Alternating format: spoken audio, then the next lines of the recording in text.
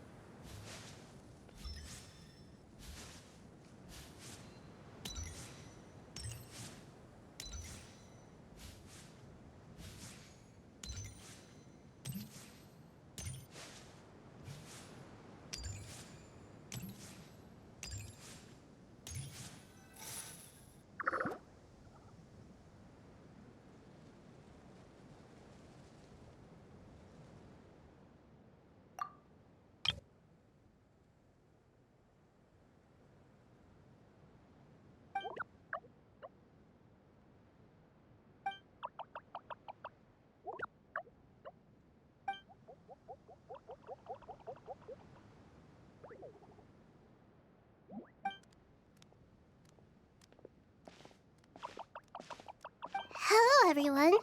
It's only us.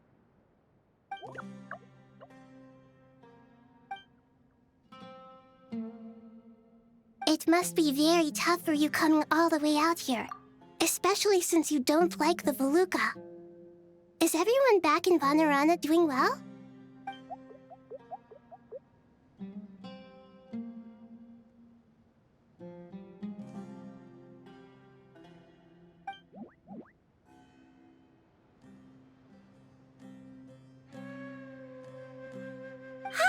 Everyone's here. Good. Are you okay? You look like you were about to pass out back there. Then you're forgetting who I am. Don't underestimate me.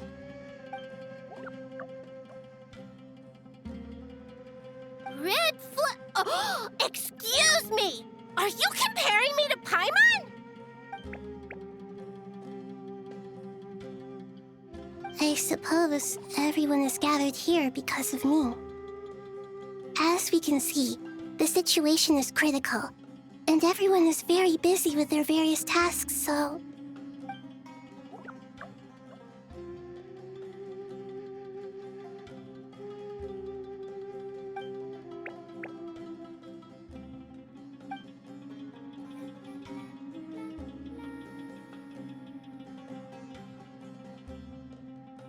I can't thank you enough. Right now, we're focused on restructuring Aru, processing excess information, and helping restore everyone's confidence. I'm sure you'll find it all very straightforward. I can help too! Just let me know where I'm needed.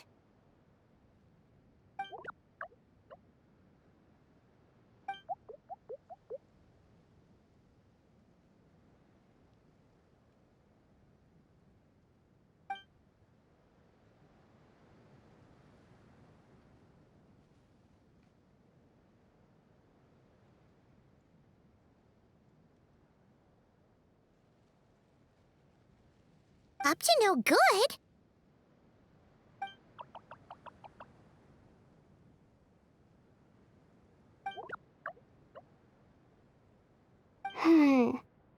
That definitely sounds suspicious. Traveler, Paimon, I have other work to attend to here that needs to take priority. Could I trouble you to investigate the situation Arabalika spoke of? No problem. Leave it to us. Thank you. I'm counting on you.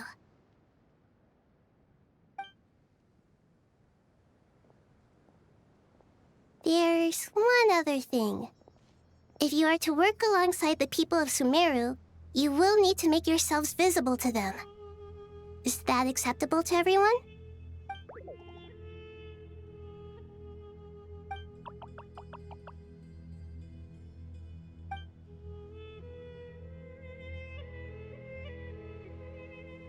There's nothing to fear.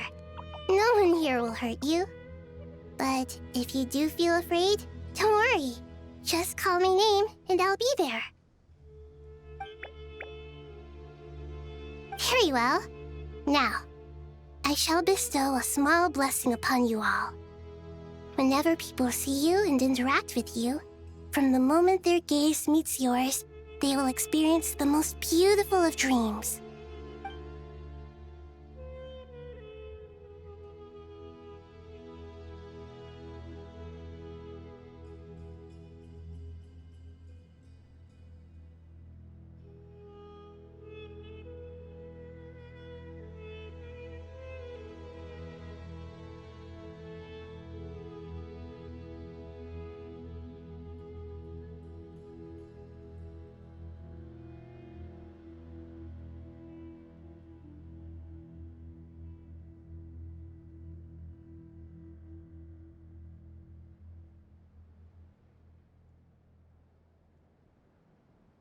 Do not fear. We will face it together. This too shall pass.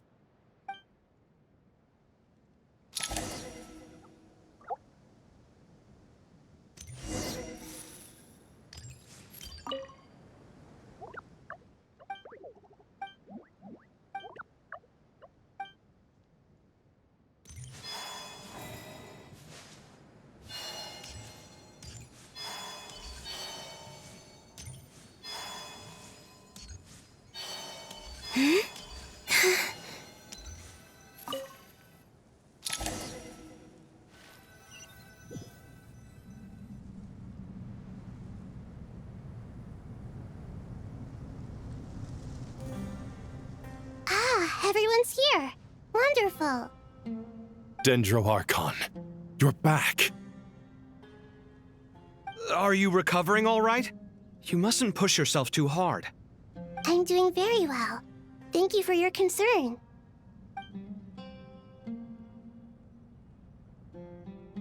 I see. Using the power of Aru to reboot the Akasha and gain access to Irminsul. It's a sound plan, although... I regret to be the bearer of bad news, but with the state that Irminsul is currently in, it's impossible to access via traditional means. Even the Akasha won't change that. Alas, we had feared this may be the case. And what about non-traditional means? Non-traditional means? Are you saying... Desperate times call for new measures.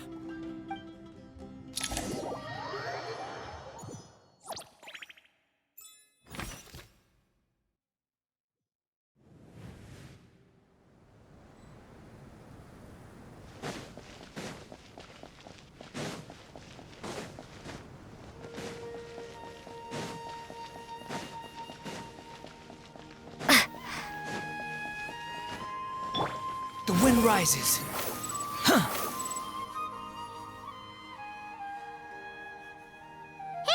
We're here! Ah, it's you. Is there a situation?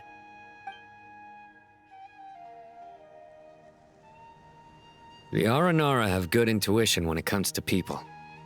In other words, there may well be a traitor among us. Given everything that's going on, I'd be more surprised if there wasn't. Miss Nefer, as a professional intelligence broker, I trust you have a solution? Not one that I'm willing to volunteer. What's in it for me? Let's say I'll treat this as a pilot project aimed at expanding your intelligence operations.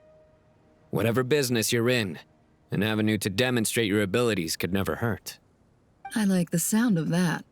Glad we're on the same page. Given that you rarely set foot in Sumeru, practically no one at Caravan Rebot knows who you are. I take it you've read the files on everyone in the area? Yes. I also skimmed the list of evacuees, and am more or less up to date on where everyone stands. Any initial suspects? Limiting the scopes to males whose recent activity could be viewed as suspicious. I've identified 3 names. The Aranara saw 2 people talking, but currently we only have 1 suspect. The other person was probably just a messenger, and in all likelihood has already left Caravan Rebot. Everyone is heading for the desert per the evacuation order. Anyone willing to turn back at this stage is almost certainly with the Fatui. There's no way it was a spur-of-the-moment decision to act at a time like this. This spy must have been planted long ago. We need to smoke him out from wherever he's hiding. Sounds like you have the beginnings of a plan.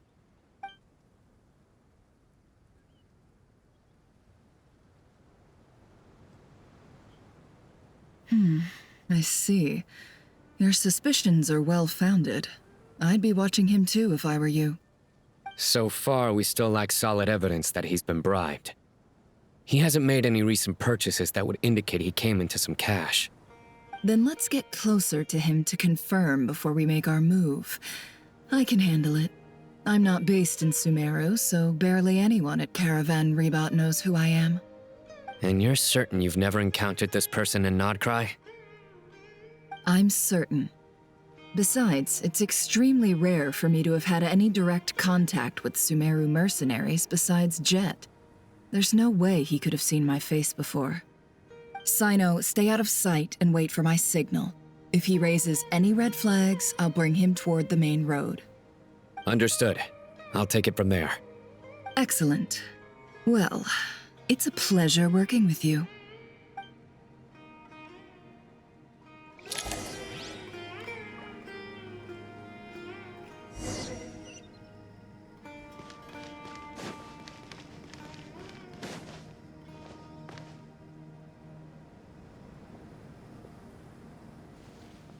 Darker skin, scars, frequents the desert and has ample combat experience. Nothing unusual about how he dresses or acts. What's that he's looking at? A coin. Interesting. Could that be how his contact paid him? Conveniently discreet for someone trying to hide any unexplained income. And yet it could be highly valuable. Sorry to bother you. Has everyone here already left? I don't suppose you happen to see a lady wearing a hat? Ma'am, what are you doing in Caravan Rebot all by yourself? The main group evacuated some time ago. Didn't you pass them on the road? My friend and I lost some of our cargo along the way. I didn't want to miss out on potential business, so I told her to go on ahead and meet the client while I retraced our steps. I didn't think it would be so late by the time I found it.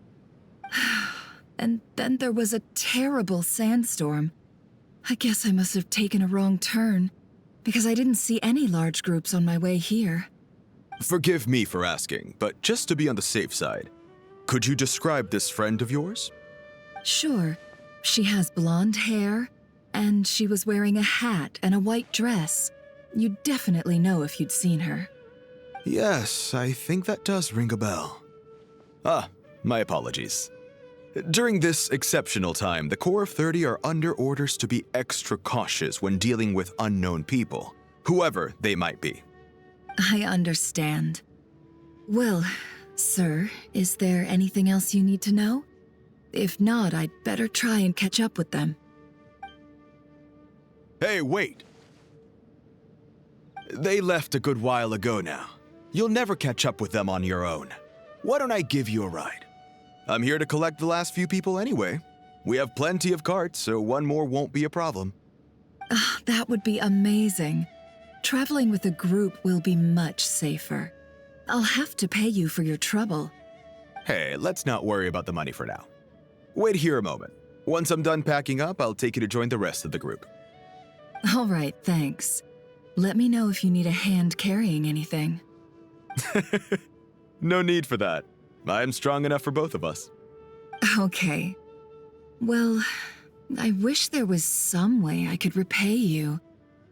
Guess it's my lucky day, running into someone who knows what they're doing here. You might have just saved my life, you know? You're not wrong there. I mean, what kind of cargo is so important that it's worth risking your life to get back? I hope for your sake that it's priceless. Actually, I suppose I can tell you, since you've been such a big help. But be sure to keep it to yourself or we could both be in big trouble. Oh, really? Sounds mysterious. We're in the antiques business. You understand? Some of our goods aren't acquired through the most legitimate means. We have to be very discreet when we're selling them. That's why I had to go looking for the missing cargo alone. Ah, no wonder. Well, ma'am, in that case, it turns out that maybe there is something you could do for me. I'm all ears. But to be clear, our commission isn't cheap. Think carefully before you ask. We don't want to ruin our relationship before we even hit the road. I'm sure that won't be a problem. My issue is, I have something that's a little difficult to sell on as well. Take a look at this.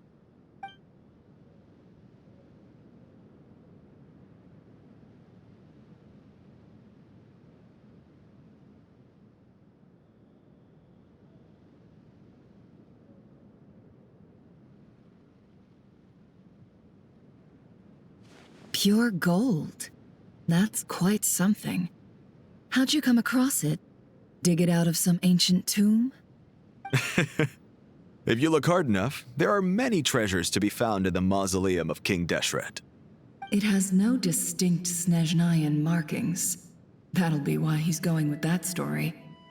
And he clearly doesn't want to arouse suspicion, so he's on the lookout for an opportunity to make a quiet trade. Surely you have an existing business partner. Won't they take it off your hands? I hope I won't be attracting the wrath of my competitors by helping you sell this. The shop I used to work with is having cash flow issues at the moment after losing some money. I'm under enough pressure as it is without having to deal with them. On the off chance anything went wrong, I'd never get my money back. I understand. Gold is the last thing that traders with cash flow problems want to see. Well, in that case, I think we can work something out.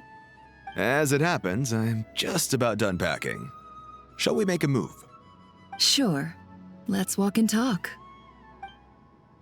This evacuation was a huge operation. They needed a few people to stay behind and tie up loose ends. And I ended up being one of them. You're lucky you ran into us in time. I certainly am. I don't know how this happened. One thing led to another, and look how it ended up.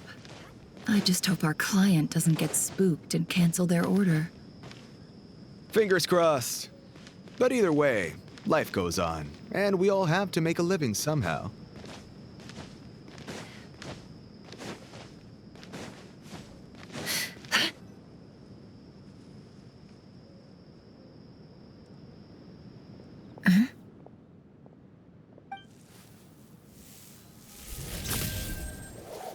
Hands where I can see them.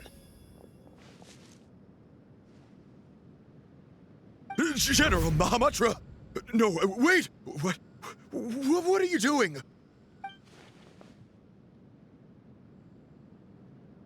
This is the coin? Good. Sadly, you won't have the chance to spend it. Nicely done. Looks like Sumeru's Matra are a well-oiled machine nowadays. Unmarked gold coins are quite difficult to trace. Thanks to you, we have secured the evidence. Here's what's gonna happen.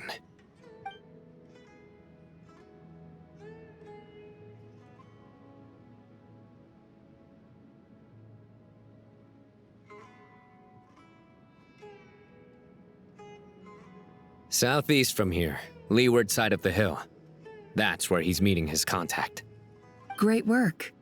Candace tells me your interrogation skills are highly effective. Hers are quickly catching up. She's improved a lot in recent years. Looks like it's over to you for the next step. Because I'm quickest on my feet? Because you know how to trail a target. Plus, it'll be easier to monitor their activity from the air. Fine. I'll be quick. One more thing. The Traveler just brought a message from the Dendro Archon. Once you're done with this, we're to meet up at the mausoleum of King Deshret. Got it. Will do. Are you sure you'll be okay on your own? Gee, I don't know. maybe you should come with me. Okay. Then Paimon's coming with you. Really? You do know this is a stealth operation, right? Meaning, you have to be quiet? Paimon? Are you sure about this? Well, Paimon at least wants to give it a shot. Like everyone says, if you never try, you'll never know. Besides, being the best guide in Tibet has to count for something. This should be a piece of cake. Fine. Join me if you want. But be warned, if anything goes wrong, I'll have to gag you and shove you into a bush. No need! Paimon will be super careful. Promise! Good. Then what are we waiting for? Let's go. Ah! Coming! Coming!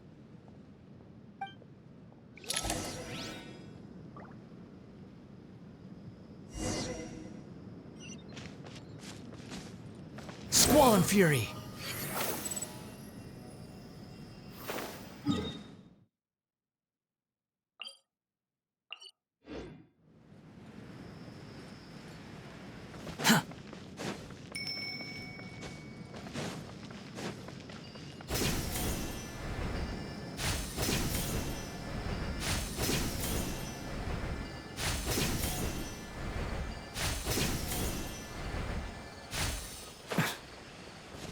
The wind rises.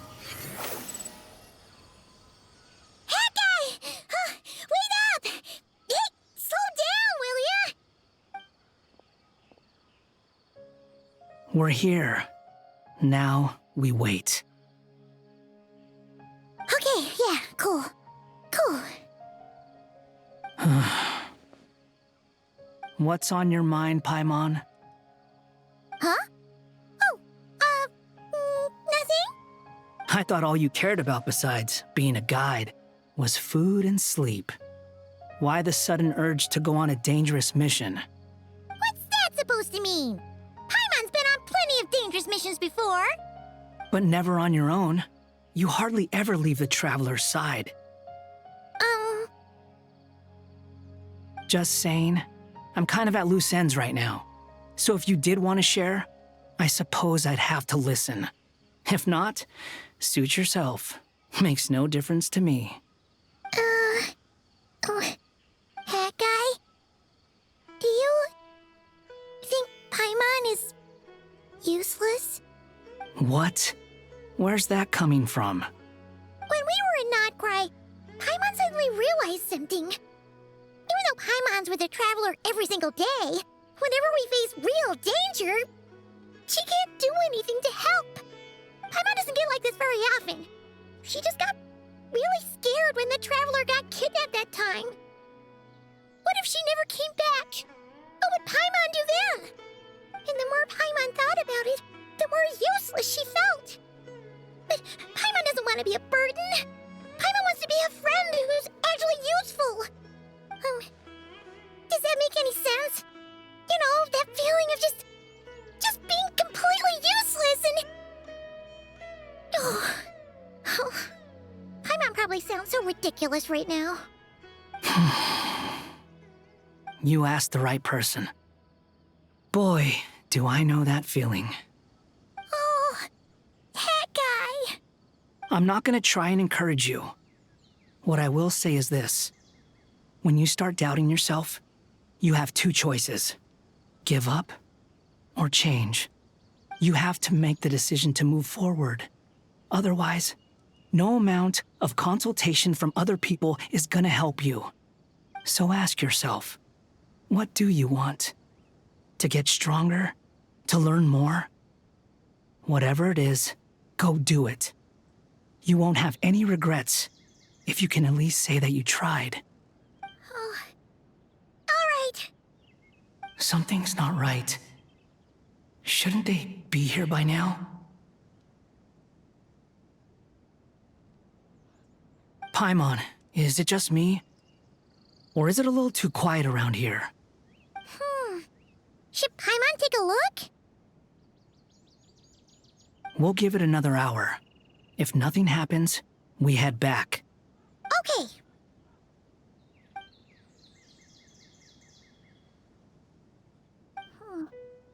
strange. We've been here for ages. Where the heck are they? Have we been stood up? What is it? Did you think of something? Something feels off about this whole situation, but I can't quite explain why. We know for sure that the guy Sinocot had something set up, yet somehow his contact is a no-show. So, either the handler got caught, or, more likely, they decided to cut our guy loose. But how would they know to do that? Wouldn't they at least send someone here to check things out? That's the problem. They couldn't possibly know what's happening here. Unless... This feels all too familiar. Come on, let's head back.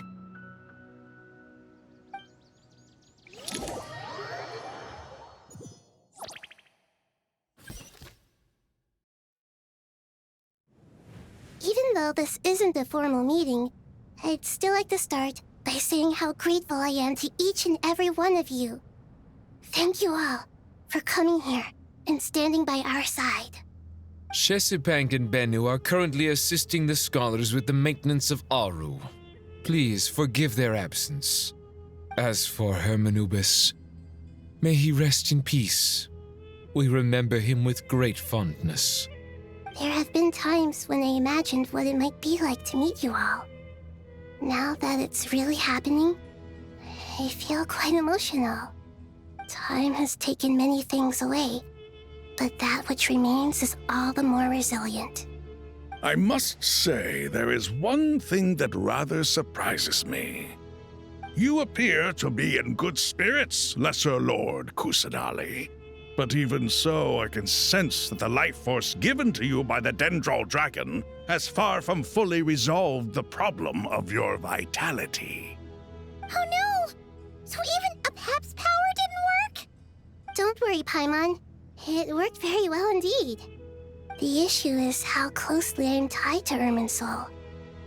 Until the problem with it is resolved, there is no way I can fully recover. Sumeru has undergone tremendous changes during your absence. When gods pass away, inevitably, people's faith in them grows weaker. You must have sensed it already. Your power is not what it once was. Regrettably, this is true. I too have grown weaker due to the effects of Irminsul. Right now, we're all in quite a sorry state. Then what do you suggest? We take all the help we can get. Sumeru is our shared home.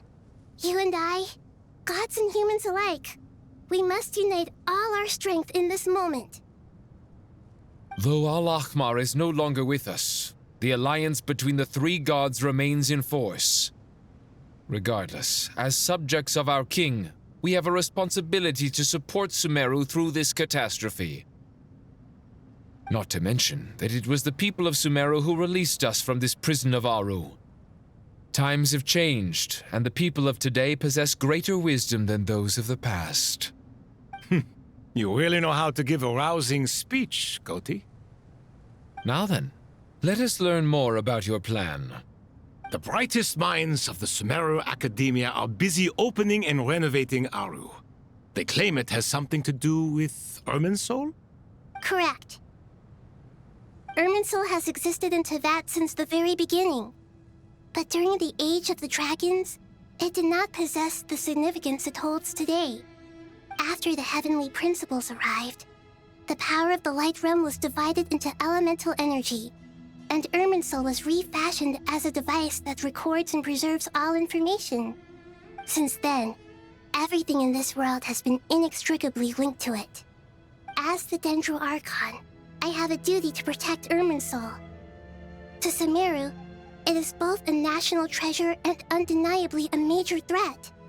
Teyvat has seen many upheavals in the last few years. The most recent of these was a major crisis in Notcry, which forced Sumeru to be even more vigilant than usual. I made sure to monitor all the pathways through which an outsider could potentially transmit themselves into Irminsul. But despite my efforts, a major problem still arose within. I still believe that someone has actively invaded Irminsul. But rather than taking any of the pathways I referred to, the intruder chose instead to utilize the most direct route, and the only one that cannot be protected against, by entering Irminsul through death. I see what you mean. You cannot simply stop all deceased souls from returning to the ley lines because of a potential invasion that could occur at any time. That's right. As important as it is to guard against external threats, I couldn't allow myself to stop the souls of the departed from finding peace. Please, understand how difficult this predicament was for the Dendro Archon. Defense has never been an easy task. After Irminsul was invaded, my authority was quickly restricted. Soon after that, the tree began denying access to any connections. I'm sure you feel responsible, but you are not to blame. No one can predict every possible disaster. There will always be trials and tribulations for the world to endure. But the people of Sumeru should not have to endure this. We must find a way to break through the lockdown and connect to Irminsul. And this is why you need Aru. Yes. The only thing in Sumeru capable of rivaling Irminsul in terms of overall function and performance is Al-Akhmar's legacy, Aru. All I managed to do before falling into a coma was make some minor adjustments to Irminsul. Using Aru is a last resort, and a move that comes with enormous risks. The Scholar's initial plan was to borrow Aru's power to reboot the Akasha, then use the Akasha to connect to Irminsul and investigate.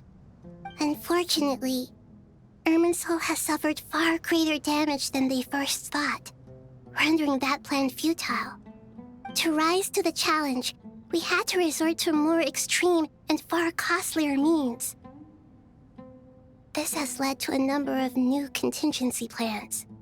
To reclaim Irminsul, her brightest scholars have made further modifications to Aru with multiple goals in mind. I thank you all for giving them your blessing in this endeavor. Human wisdom has clearly improved over the millennia. You have not only our support, but that of the Jinn, the Aranara, and the Pari. Together, we will do everything in our power to save Irminsul. By the way, when you spoke earlier of an intruder, it almost sounded as if you knew who you were dealing with and what they were capable of. Well, since you ask.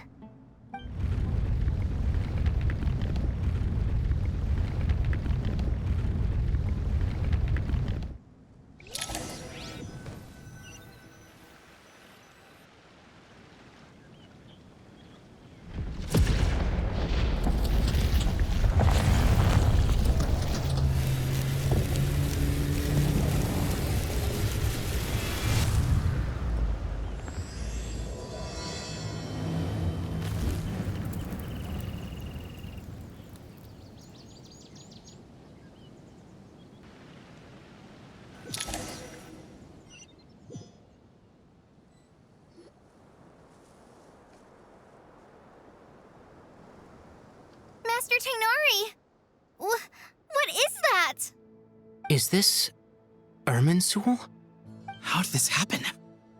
What's going on inside? Luckily, we managed to evacuate everyone. What in the world was that? That was terrifying!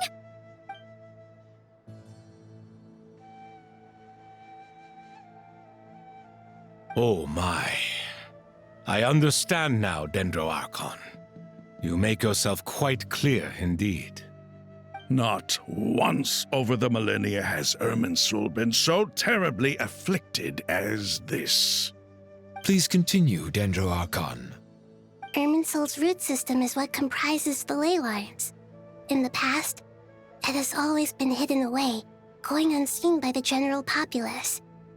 But now, an evil intruder is making it reveal itself. It has become a tree of unbridled greed. A clear sign that a deranged experiment has advanced to a new stage. Blasphemy. From where I stand, an experiment in the name of blasphemy sounds rather improper. But if we are to honor Dottore's will, this is what we must do.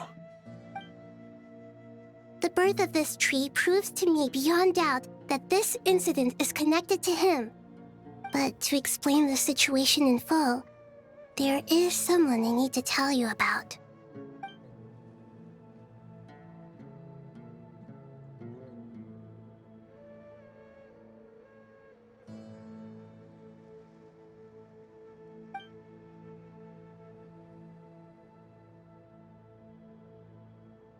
Zandik.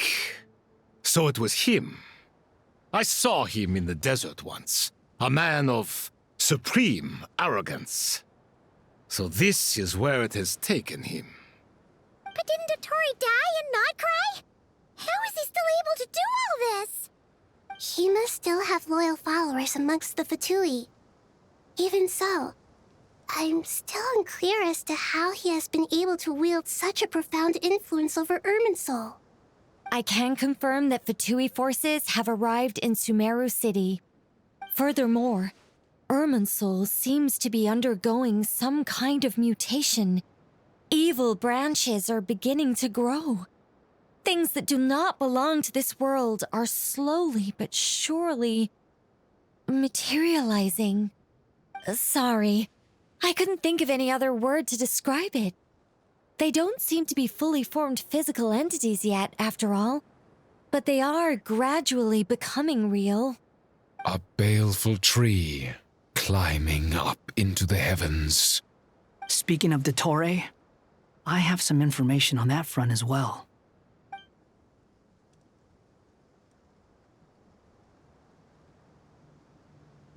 I didn't think it was wise to state this out in the open.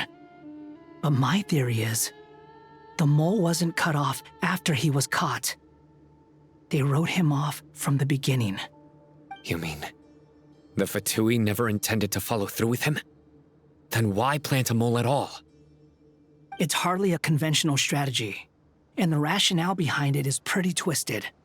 But as it happens, I know someone who works exactly this way.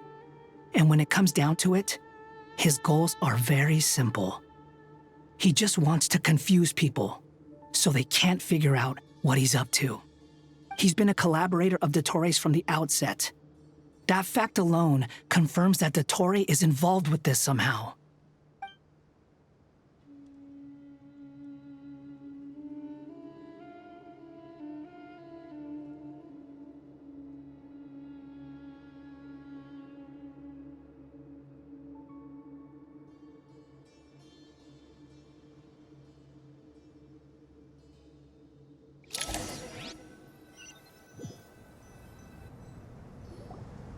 There is still much to be done. Everyone, please remember our core strategy. As per the discussions, the following groups must act immediately. Mr. Al-Haytham and Mr. Kave, the next phase of the Aru renovation project must begin right away. Godspeed to you both. We'll give it everything we've got. The plan looks feasible, but the implementation will require certain resources. General Mahamatra Sino and his team will help to procure the materials required for modifying the terminal. No problem. I've already spoken with Sethos and Hat Guy, and they've agreed to assist me. This kind of thing is best left to the fleet-footed, right, Hat Guy? If it's efficiency you're after, we're the right people for the job. Following up on the elemental energy amplifier we discussed, Ms. Dory, I assume you're the one most familiar with the status of this project.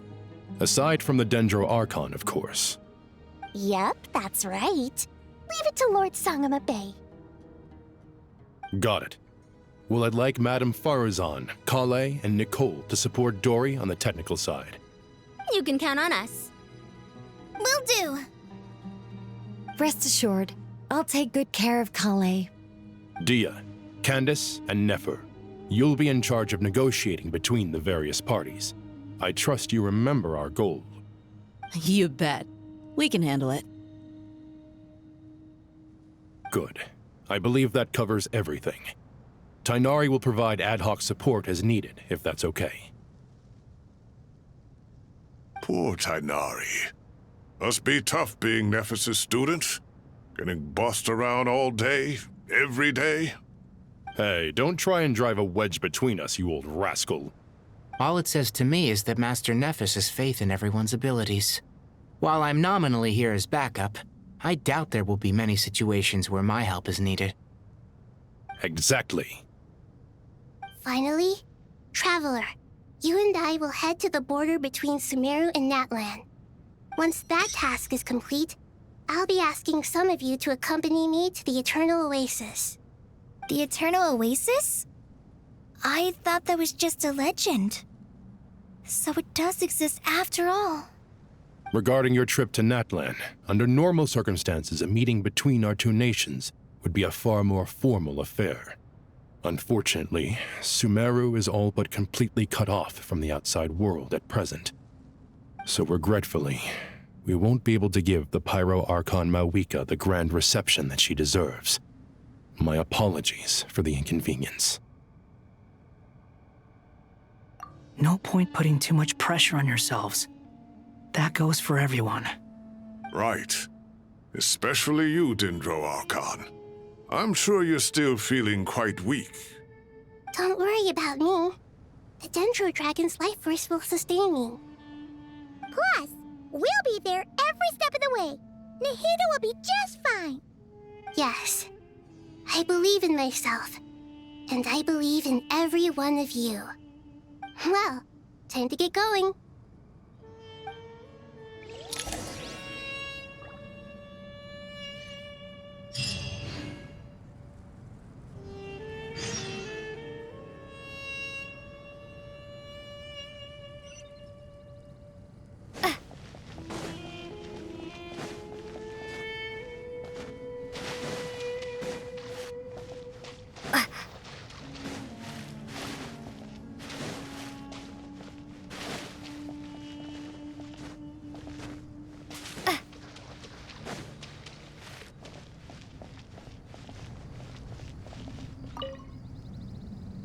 To what extent we can implement the final plan depends on how successfully the Akasha can be modified and configured. And to make sure the configuration works, Aru will also need some further optimization. Yeah, no surprises there. Once we roll this out, any Sumeru citizens who already have Akasha terminals can simply continue to use their existing devices. This still leaves us with a significant equipment shortage, though. Many groups of people were never issued Akasha terminals, including mercenaries, the desert folk, and many others. We'll need a supply of rare materials for the renovation of Aru and the production of new terminals. Right now, the best place to source these locally is from the primal constructs within King Deshret's mausoleum. Time is not on our side here. It's gonna be a race against the clock. The Aru merge and renovation project will have to be carried out by you two. Everything's riding on this, so failure is not an option. Best of luck to you both. As discussed, General Mahamatra Sino and Mr. Hatguy will source the required materials. Mr. Sethos is quite familiar with the layout of King Deshret's mausoleum.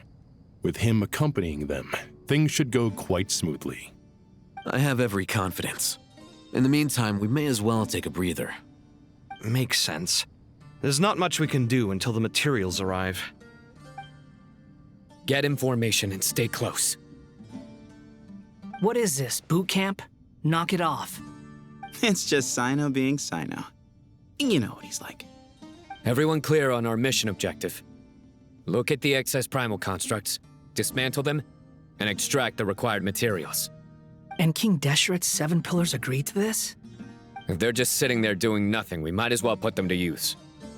Thoth's words, not mine.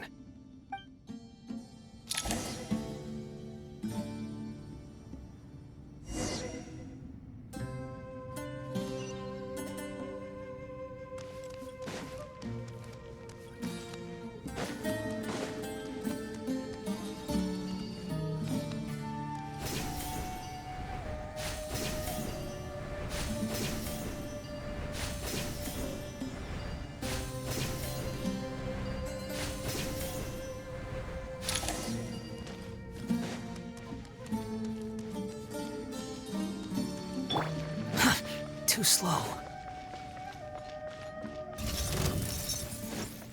Way ahead of you! Move or be Futile! Through me, justice is served!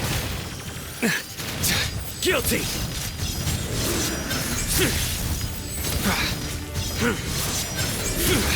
You stand condemned!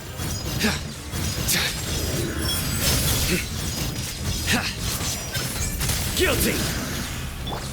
Behold! You dare to gaze upon me? Surrender! Excuse me? The sage's wisdom!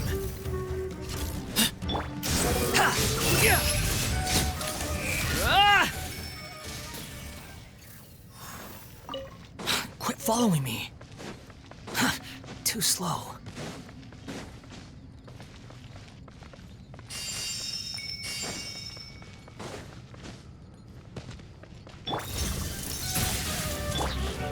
Judgment is upon you. You stand condemned. Your penance is due. You stand condemned. The wind rises.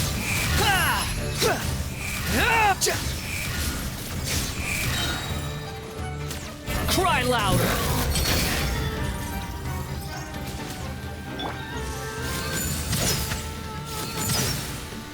Futile!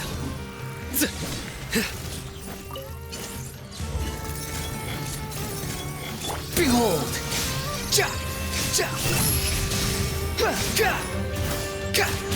Give me some space. Surrender! Your sins weigh upon your soul. Guilty! Your penance is due!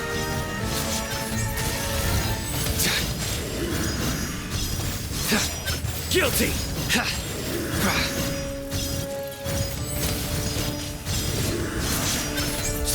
Your penance is due!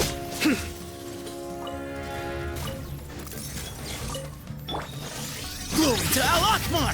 Excuse me? Squall and fury. Know your place. These devices should still be usable even though they're broken down. Let's take them back for the others to review.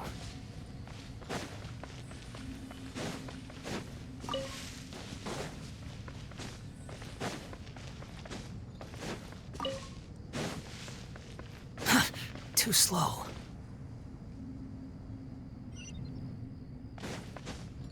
Behold!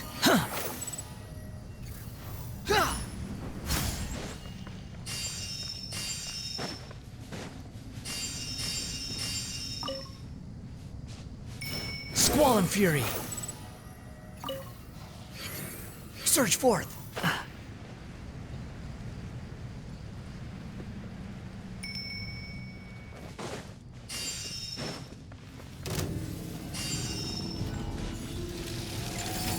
Give me some space. The wind rises.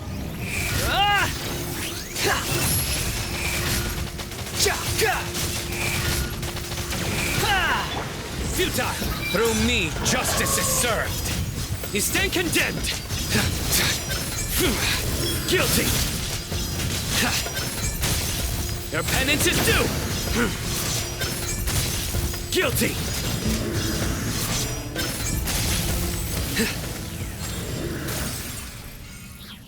How many do we need again? Enough to make an Akasha terminal for everyone who doesn't own one. I remember you telling me how revolutionary these Akasha terminals were. You've used one before, right? The Academia declared the Akasha to be the most powerful and comprehensive wisdom dissemination system in history. That should give you an idea of how powerful it is. Certainly sounds impressive. Neither Hat Guy nor I have ever had an Akasha terminal. Well, if it all goes to plan, that's about to change.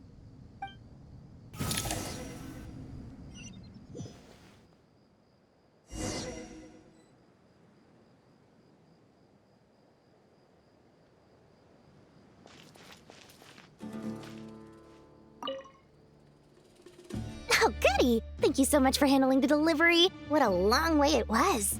You've really outdone yourselves.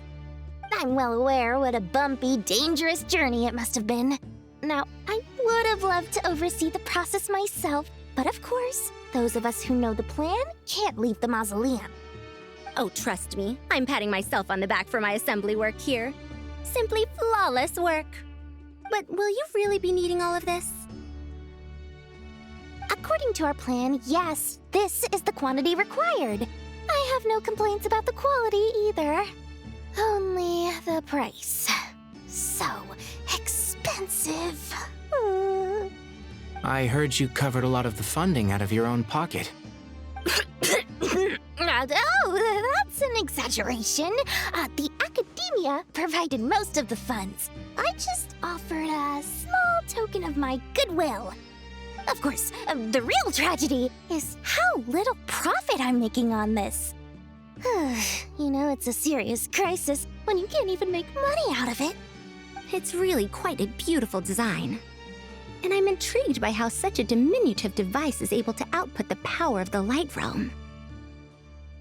Did you attend the lecture on Light Realm energy, Madame Farzan? I don't believe I saw you there. Of course I attended. I was just a little late, so I had to listen to the whole thing from outside the back door. Anyway, I have a perfectly good understanding of Light Realm, elemental and abyssal energy, as well as the relationship between the three. Good to know. Master told me in private that the conversion process between Light Realm energy and elemental energy involves highly classified knowledge that shouldn't be disseminated too widely. But even so, the scholars still shared said information. Well, you can't enforce a rule that everyone breaks. Is that the idea? At first, the Dendro Archon was reluctant to explain it in great depth for safety reasons.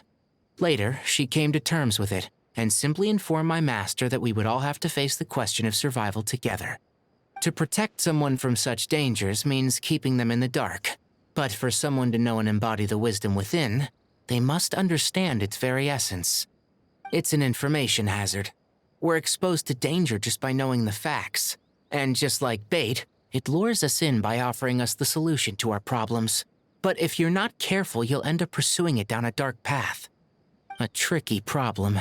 But today, this big problem has been broken down into many smaller, more trivial ones. What do you mean? I get it. For instance, you and I share secret knowledge, while she and I take on the risks of life, death, and fate. Something like that? Hey, what? That is not what I call a trivial problem. Well, as they often say in Bahumana, an event that is monumental to the individual is negligible in the grand scheme of history. Generally, the fate of the individual is an insignificant affair. Being from Amorta, where the subject of our research tends to be a lot more personal, I have to disagree. It's hard to dismiss the individual as insignificant. In other words, the big problem of survival has been broken down into many small, interconnected factors, and each one of us represents one of those factors. When the same secret is shared with a group of people, the same fate binds them together. Most people would find this unimaginable, but to us scholars, this is the path that has always beckoned to us. Sharing knowledge is a good way to fight against fate. I will always believe in that. All right, I think that's everything. Thanks a lot. But don't go anywhere just yet. I'll still be needing you to calibrate the equipment.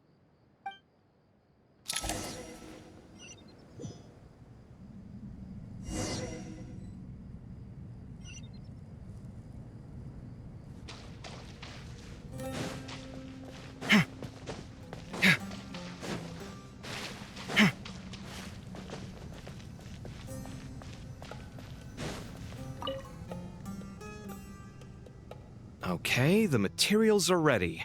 We can proceed with the next phase. Al-Haytham, how are you getting along? Most of the information in Aru is written in ancient desert scripts. Some of this is written in a tribal language, while other parts seem to be a variant of an oasis script, based on the glyph forms. Oh. Not lost to history, I hope. Some are. All we can do is infer the meaning based on the rules of related languages. Although, This section actually fills in some of the missing historical record. I'm transcribing it so we can bring it back to the academia. After Aru started up, 2 more lines of text appeared here. Can you read them? Humans may not read what is written by the gods, except by not reading. Victory should not be easy to attain, for it symbolizes divine wisdom. Knowledge must not waver, for it has external borders. Is this a clue to solving a puzzle? Or is it being symbolic? You can't read it unless you don't read it. Victory is wisdom. Knowledge is confined by borders. Wait, I think I've got it. It's a metaphor, isn't it? It's talking about... a chessboard.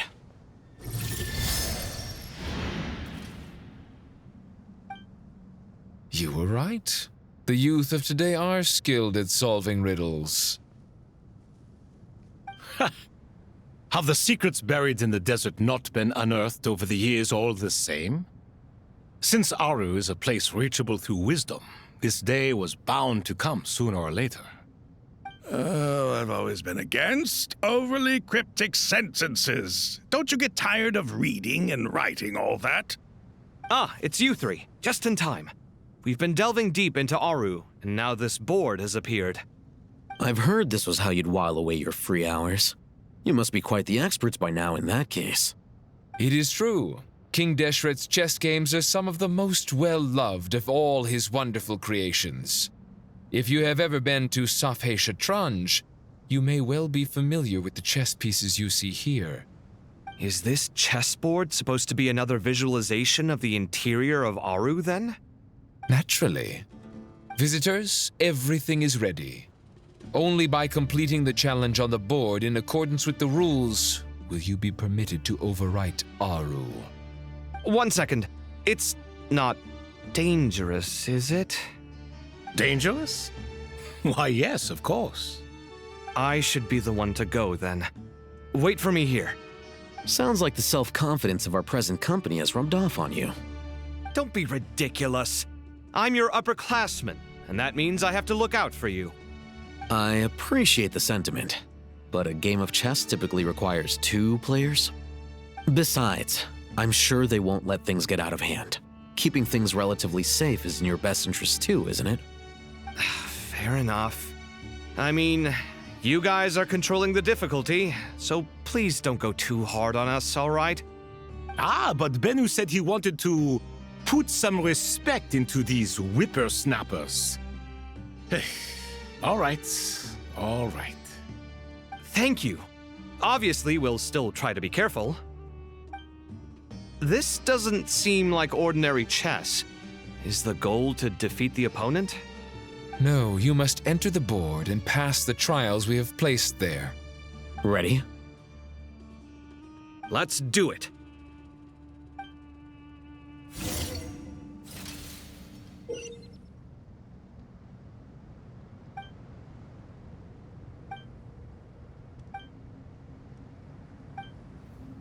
The first trial is posed by me. I don't think this is gonna stop us. Ah, but the key to this game lies in working together. Otherwise, you will be deemed to have broken the rules. Looks like it's up to me. Marak, can you open it? King Deshret's favorite primal construct. Living on in suitcase form, of all things. Amusing. Oh, excellent work.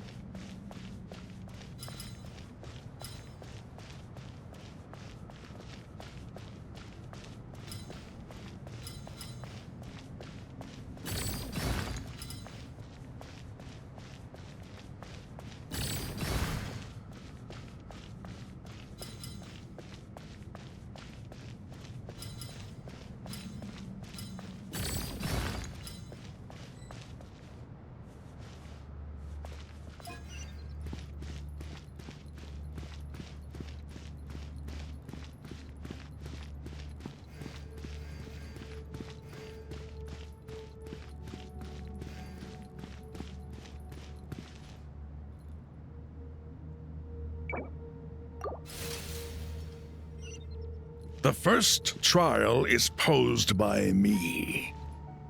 I don't think this is gonna stop us.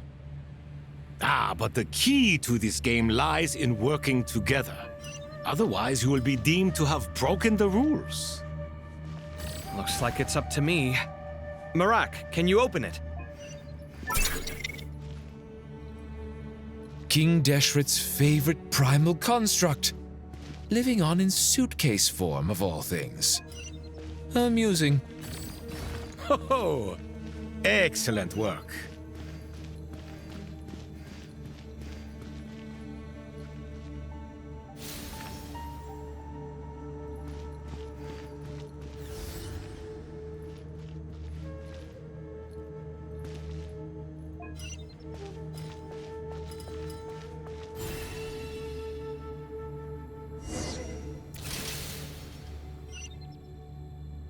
Now is the time for my trial.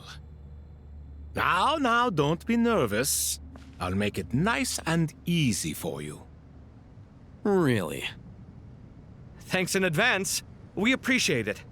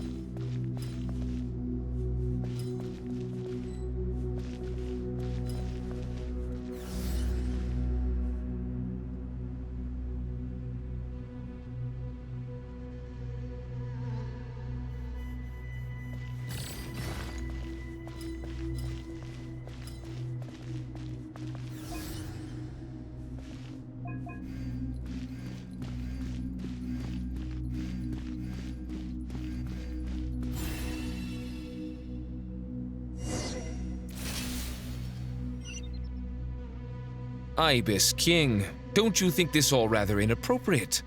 You may as well be handing them victory on a silver platter. Do not expect me to follow your lead. Ha! Suit yourself.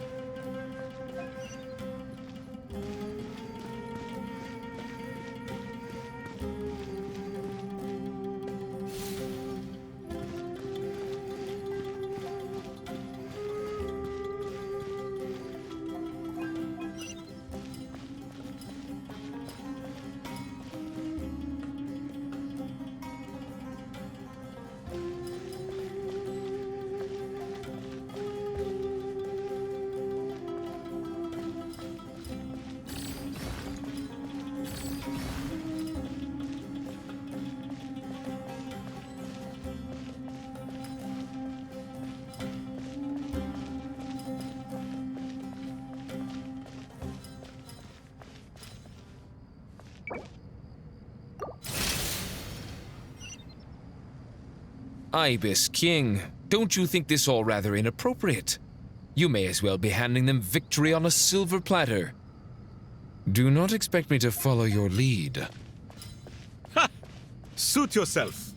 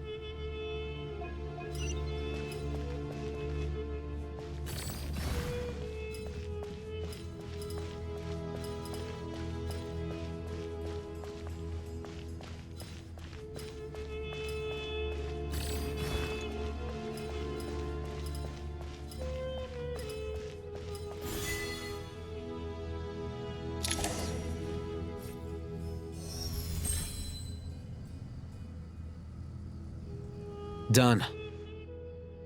Finally. It's over. But seriously, that was incredible. Standing on the chessboard felt completely different from standing on solid ground. And also... Oh, sorry. I'll save my thoughts for later. Thanks to the three of you for helping us out with this. Is it just me, or were you giving us quite a lot of guidance along the way? We made but a humble contribution. You lived up to our expectations. Bravo! Our aid was not given for naught. In addition to the existing functions, I'd like to ask you for another favor. Since Aru's interference shield can cover the entirety of the mausoleum, it should be possible to extend its range even further. Perhaps you can find a way. So, building upon the existing functions to... Ah! I'm with you! Imagine for a moment. What would the ideal outcome look like if this function were compatible with the devices? I agree. This is the best solution possible. Please, everyone, we beg you to help us. Me, oh my! Well, since you ask so very nicely, I suppose... Goti? Croco? What do you say? Naturally.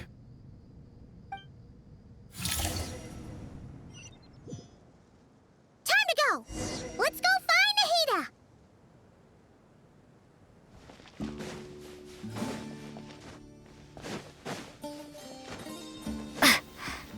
Blazing light!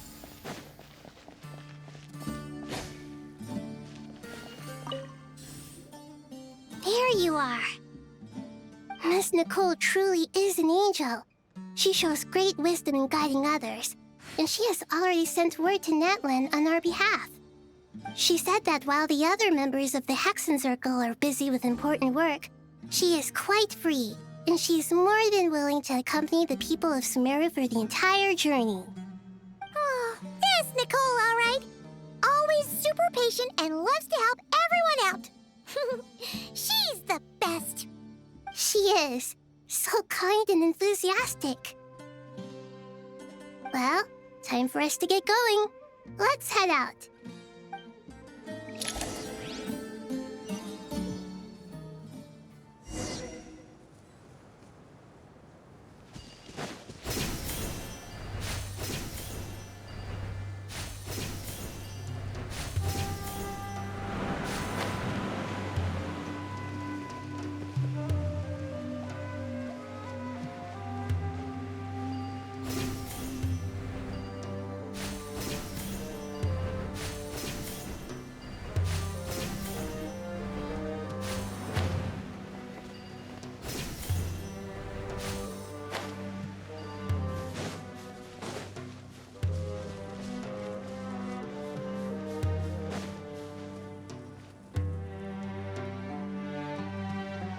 This should be one of the closest places to Natlan in all of Sumeru. There's the barrier Nicole and Nefer mentioned. It completely cuts this nation off from the others. But why? Why separate you from the rest of the world now, specifically? And if I'm not mistaken, Irminsul was polluted once before, wasn't it?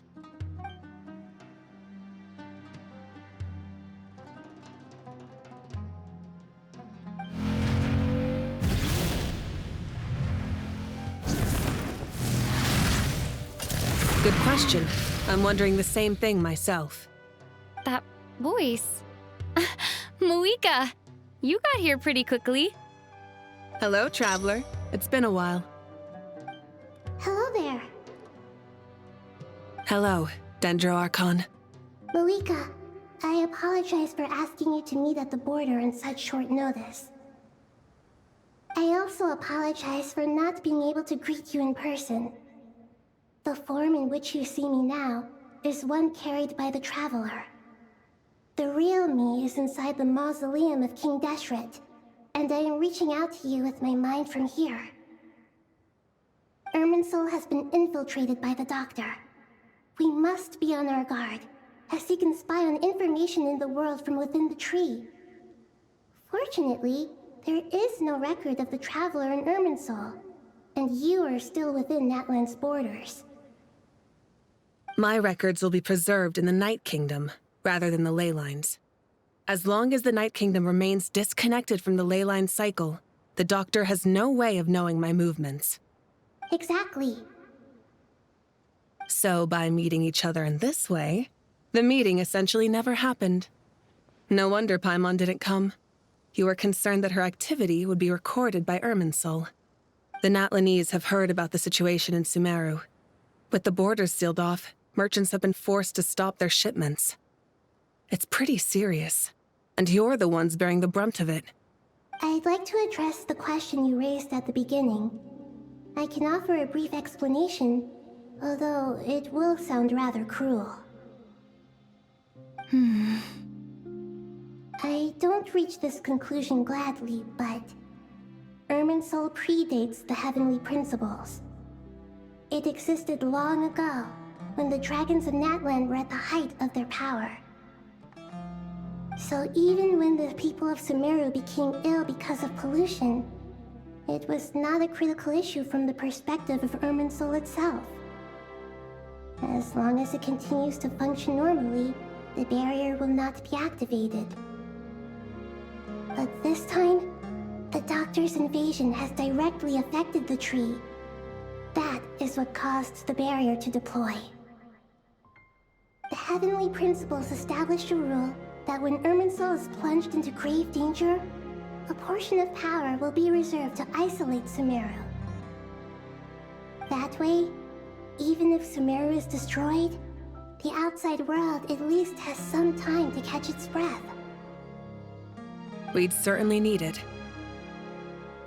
The Heavenly Principles created almost everything that exists in Teyvat today. To them, preserving the existence of the world and its inhabitants takes priority over protecting Sumeru. Meaning, protecting Sumeru now falls to you. Yes. My own power may be limited, especially compared to yours. But that doesn't mean that we're just gonna sit around and wait for the end. If necessary, I will utilize any and every means at my disposal. Nicole of the Hexen Circle didn't say exactly what this meeting was about. But after hearing everything you've said so far, I think I can guess where this is going. That's right. Nahida and I discussed it at length. We both know how presumptuous this is, but... You need the pyronosis, don't you? Yes, you guessed correctly. Originally, I only intended to borrow it, but the situation is far graver than I foresaw. So instead, what I ask of you is to please give the pyronosis to Sumeru. Why do you sound so nervous? There's no need to be shy. Surely a gnosis is pretty important to a god.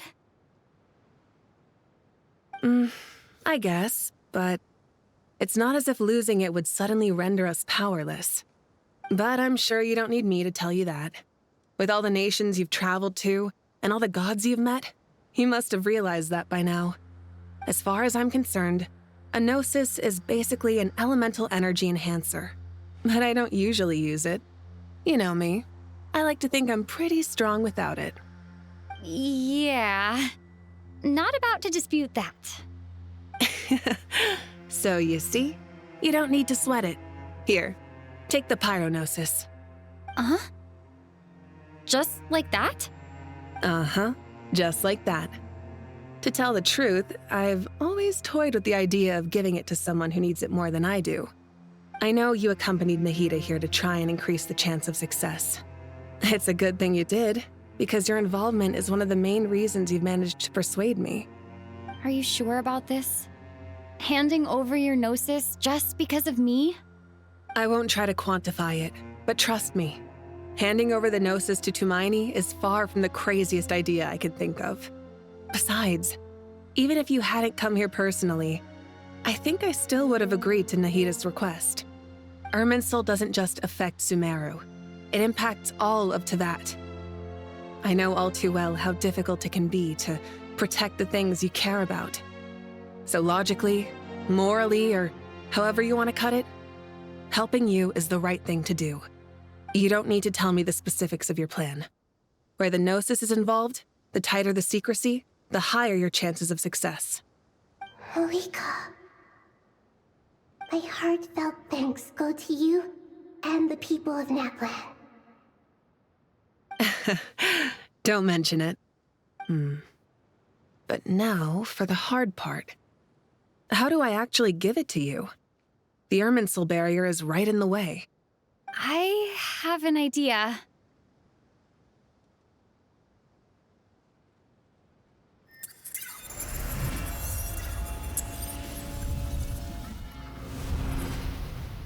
Just as I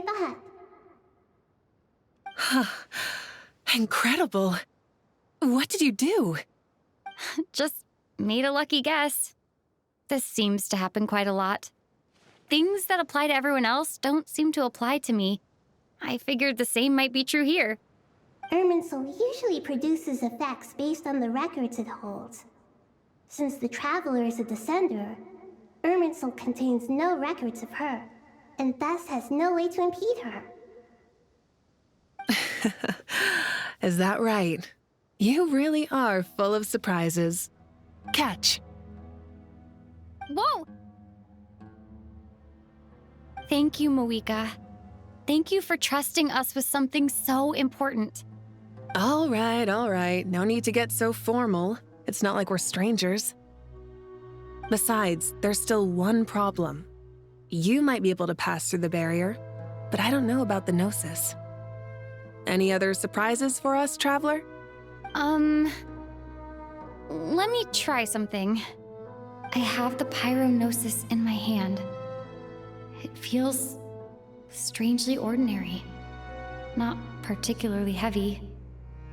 And yet, this tiny thing symbolizes the mighty authority of a god.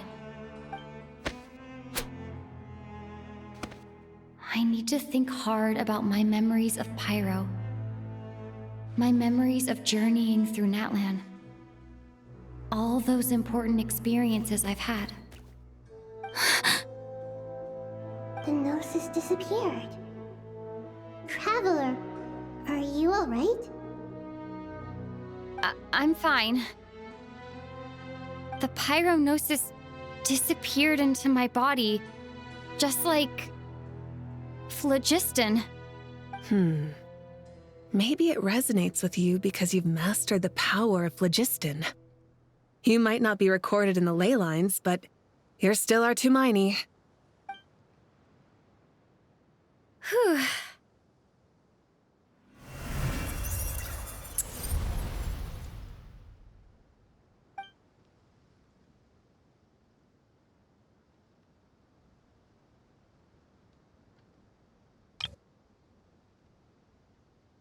Please allow me to express my gratitude once again, Moika. Pleasure. Well, I've given you all the help I can. The rest is up to you. Good luck. We won't let you down. Yeah, we aren't about to lose.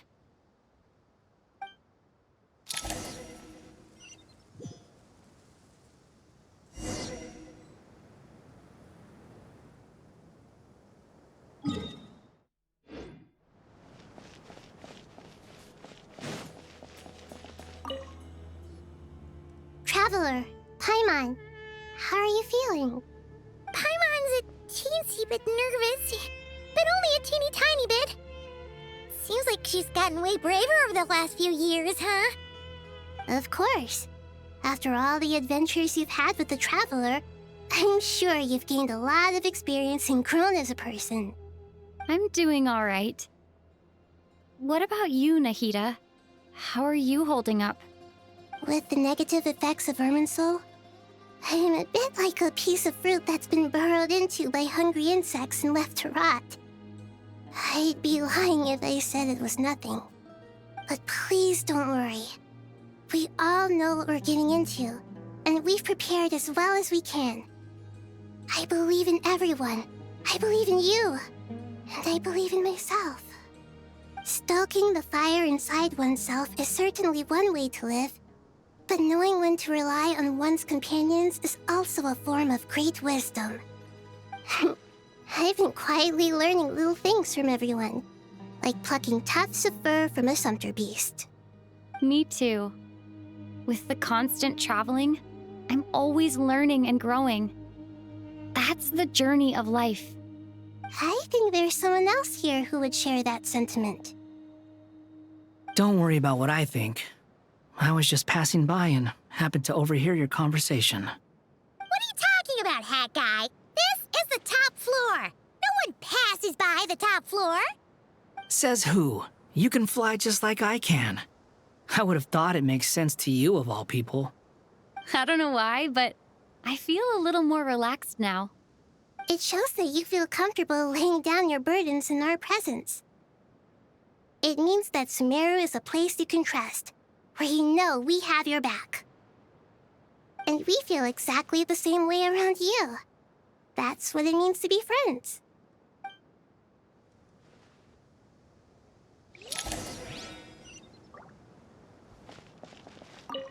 Feel free to mingle if you'd like some time to catch up with people. Just remember to get a good night's sleep when you're done. Tomorrow is a very important day.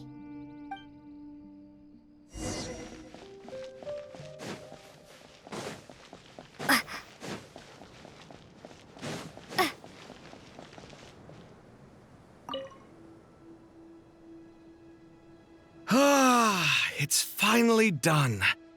Ugh, but I have a nagging feeling that there's something I've forgotten. Oh, there you are. Everything wrapped up on your end?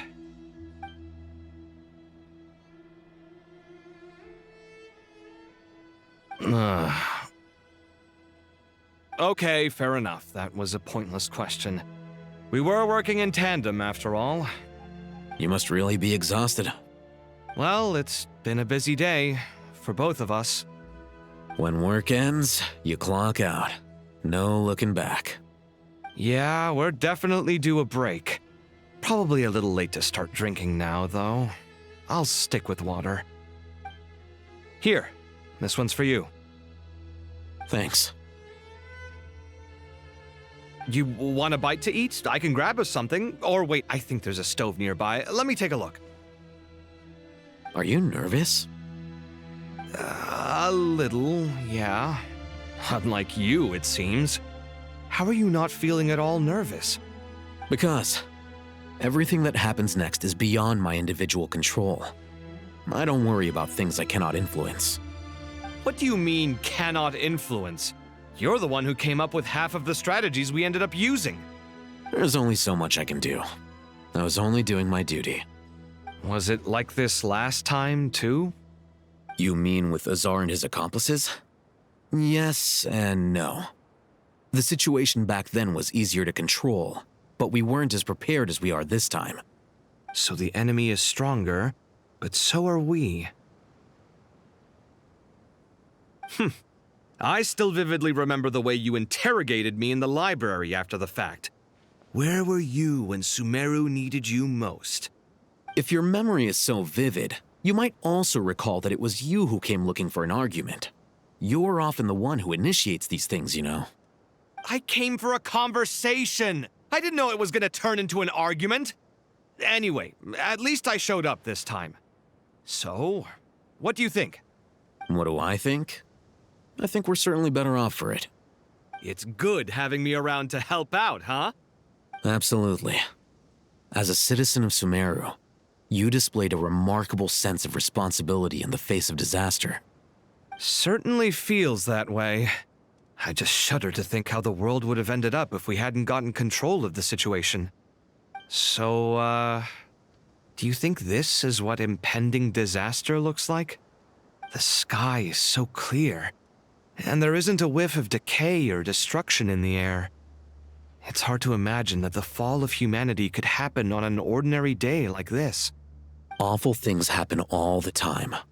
Sometimes people can stop them, and sometimes they can't. What you and I have done is increase our chances of stopping this one.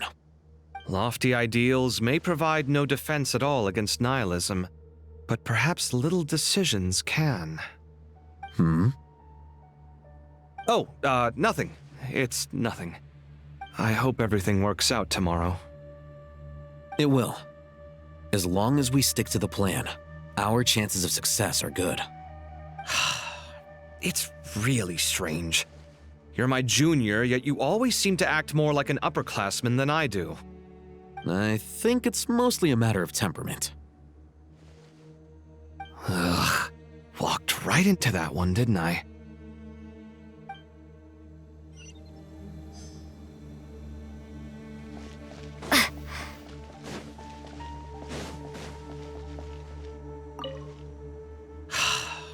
It's really strange. I think... Ugh.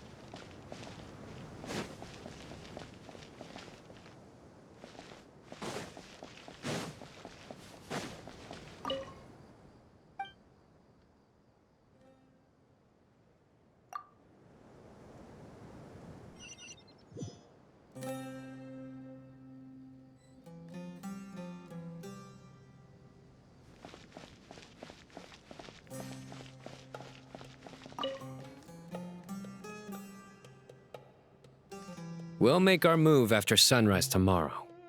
Good. Is everything ready? As much as possible. That'll be enough. Don't let the pressure get to you. We'll take things one step at a time. That's how we've always done it. Master Tainari! Mr. Sino! So this is where you were. I brought some juice and some water. Would you like some? I know how easily you get dehydrated in the desert, so you should definitely have some water. In which case, I'll have the juice. I gotta ask, though. Who's on juice-making duty at a time like this? Madame Farazan said she was feeling a little nervous, so I told her about the automatic juicer my friend invented. She took it right off me and started making carton after carton of juice. A juicer? Did Sucrose send that to you? Yeah, I hadn't had the chance to try it out before this incident occurred, but I couldn't bear to leave it behind in Gandharvaville. The juice is very sweet. I think so too. Kale, how are you feeling? Physically, I'm okay, but it just still feels strange to me. Why would a great power like this come to someone like me? I know the feeling well. That same question ran through my mind every day as a kid. At least now, you have someone who can relate to you. All the more reason that you should apply for Spontamod. Tainari fiercely opposes the idea, though. Those two things are completely unrelated. What are we all chatting about, Would anyone like any juice? Oh, you have some already. I had some earlier, ma'am. Maybe give the extra to someone else? Very well, very well. I shall be off then. There's this enormous power, and then there's little old you. You feel like there's no connection between the two. And that sense of dissonance is difficult to get used to. Yeah. But after all this time, I can't believe this stuff still gets to me sometimes. Makes me feel a little childish. Kale, just because we normally keep the conversation light doesn't mean we can't discuss deeper issues. I don't think it's childish at all. You were the victim of a terrible crime. It's normal to struggle with the fallout from it. You have absolutely nothing to be ashamed of. My professor once told me that no incident can be considered truly resolved until the victim says it's over. Your rage and your pain are completely justified. Thanks. Miss Nicole said that the same god remains which were once used to inflict so much pain upon me have now become a weapon with which I can protect everyone. It's like my own personal kind of evolution. Every innocent person who's been hurt needs time to realize that it wasn't their fault. I was the same. But it's all about to be over. Tomorrow, it ends for good. I don't know if you've noticed, but you rarely stumble over your words anymore, and your outlook has become much more positive. It's a big change from how you used to be. And since this isn't over, you can settle the matter on your own terms. It's time you seized back control. I believe in you. Yeah. Sumero is my home. And it's so important to me. I have to protect it. No. I will protect it. And once you're done, how about you come back and apply for Spontamod? Stop it with the sales pitch, would you? Hey, excuse me. There are still 3 unclaimed cups of juice here. Why don't you take one each? Ugh, my arms are getting sore from carrying them around everywhere. Madame Farazan, why are you... Here, let me take them off your hands. Thank you, Madame Farazan. Drink up and enjoy my handiwork. I think I'm going to make something else now instead. Please, try to relax, Madame Farazan. Your nerves are starting to get the better of you. I know.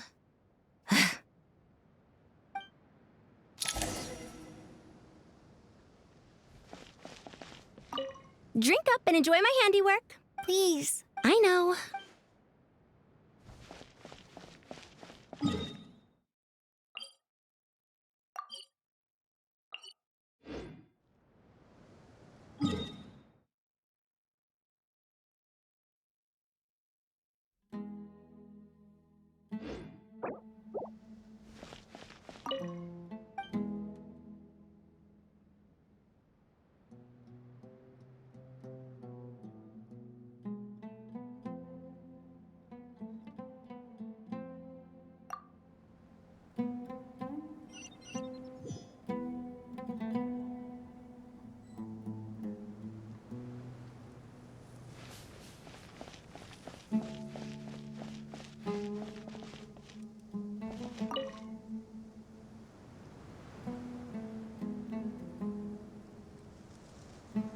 Look at the time. I should head back.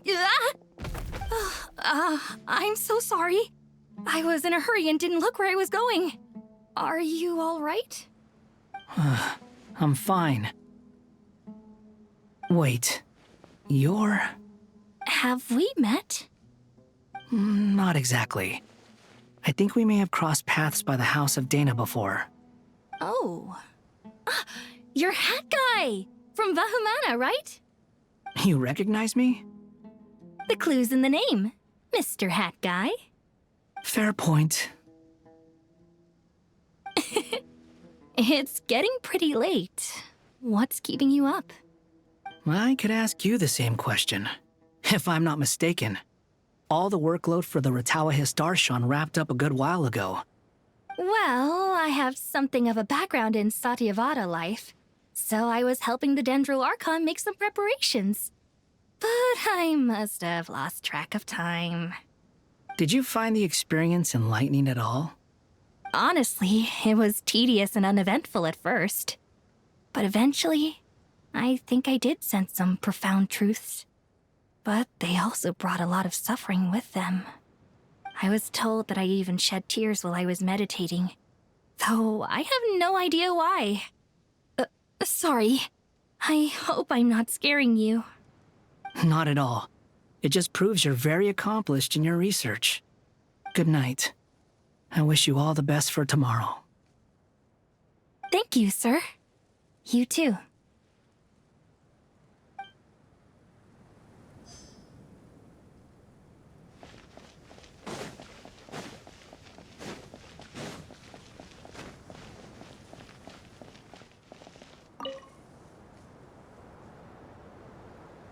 Too bad we've got a fight tomorrow. I could really do with a stiff drink. Let us pray instead. Prayer. How nostalgic. Lord Sangama Bay. Came to get some fresh air too, did ya? That's right. Actually, I was hoping I might run into you, Dia. I wanted to let you know that I've stocked up on that perfume you said you were so fond of.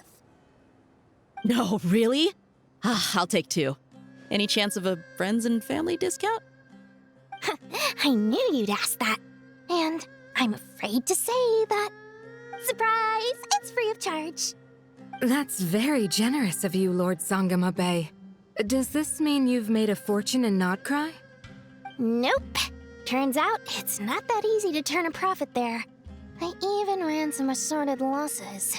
But anyway, that has nothing to do with why I wanted to give you and Dia a small gift. Remember that merchant caravan you two rescued in the desert last month? That was transporting my goods! No way! I had no idea that was your shipment. Explains the, eclectic mix of goods, though. Lord Sangama Bay's investment in the desert and generous stockpiling of goods has helped many people over the years. The shelters you funded especially have made life a little easier for the children and the elderly. Wait, how did you know about that? Oh, I see. Nefer told you, didn't she? Ugh, that pesky lady. Aren't intel brokers at least supposed to charge for divulging people's secrets? She and Candace go way back. It's normal for close friends to share things you wouldn't tell to everyone else. Sure, but why did they have to be things about me? That's how Nefer shows that she cares. She wishes for all of us to know what a generous person you truly are. It must be hard trying to make a living far away from home. Just because we can tell what kind of person you are doesn't mean everyone else can. Well, maybe her intentions were partly good, but I don't think that's the full story. I'm sure she enjoyed knowing how much it would annoy me. I'm telling you, Nefer's got a mean streak. Definitely with you on that. Does praying help you stay calm? Defending one's home is a just cause. My heart is filled with a mix of anger and hope. Anger. You know, being able to get angry is a good thing. It shows that you're in touch with the real world, and that you have the passion to pursue something you believe in. My lady, what are you doing out here? Just taking a walk to clear my head, and look where I ended up. Were you praying just now? Yes, Miss Dunyarzad. Would you like to join us?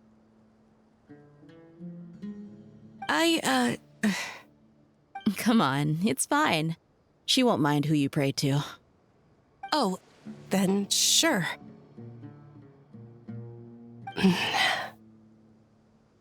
I remember you, Miss Dunyarzad. You visited my shop before. If I recall correctly, the god you worship is the Archon, correct? That's right. She is such a gentle and kind god. But to me, she is more than just a god I worship. I see her more as a friend. And so do many others. She's not some almighty god who reigns on high, but a genuine friend. Agreed. She's a wise teacher and a good friend. I spoke with several people during the evacuation. Everyone's aware that tomorrow's battle is one that ordinary people can join too. A battle to fight for our friends and our homeland. Oh, it makes me glad. I can finally do something for those who protected me. You've grown so much since we first met. Oh, a compliment? Ooh, more please. Thank you. My lady, you've always been a remarkably strong and ambitious person. It's indisputable. And that's not just a compliment. It's a statement of fact. What are you praying for? Our beliefs may not be entirely the same, but we both wish for the same thing. I pray that everyone will rise to the challenges ahead and return safe and sound. I pray for the safe return of all my companions.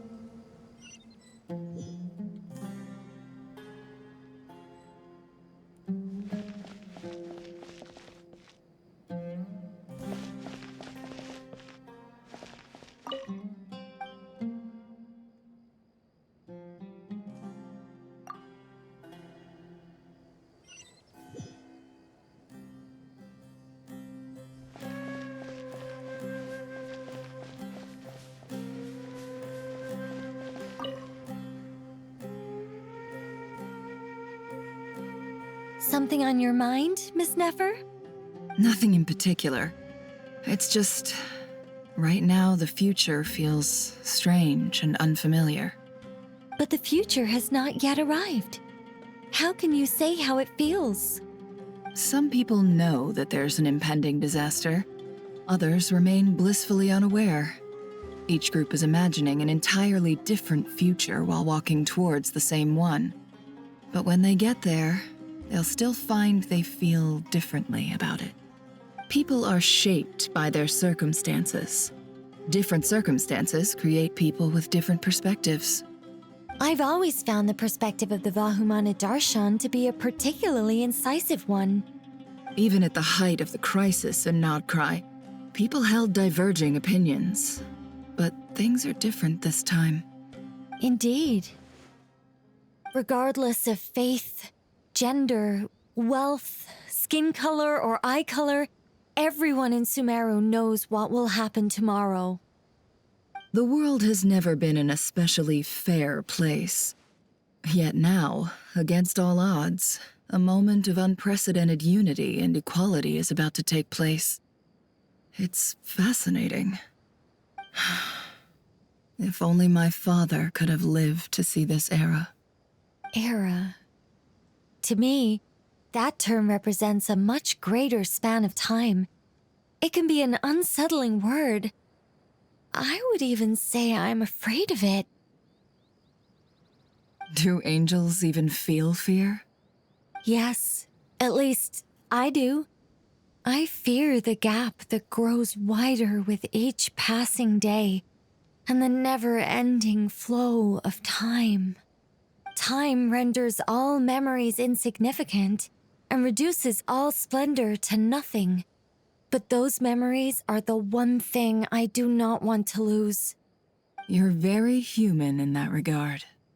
If angels draw too close to humanity, our wings burn away in the bright flame of awareness, and we fall to the earth. After spending so long among humans, I have lost much of my former glory. Maybe that's a good thing. You're more human than some humans are. I've been talking to Kale a lot in recent days. We seem to be in completely opposite situations. I suppose that makes us good case studies for comparison. Case studies for who? Myself, I suppose. After comparing the two of us, I suddenly discovered that I desired more than before. It was a gentle, pleasant sensation. Just as most people pursue glory and miracles, I too am pursuing miracles of my own. Guiding humans to make the miracles in their hearts a reality. That is my miracle. It doesn't sound so bad, does it?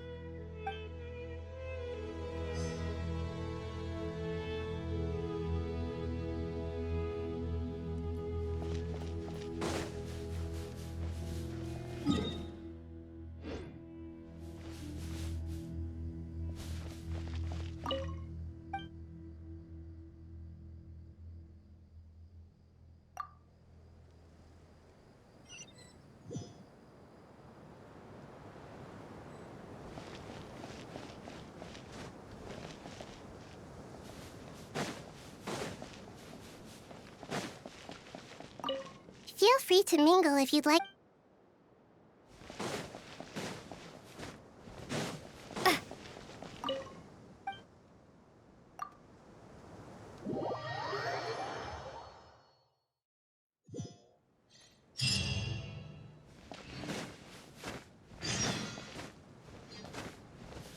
Time to go! Let's meet the others at the mausoleum of King Deshret.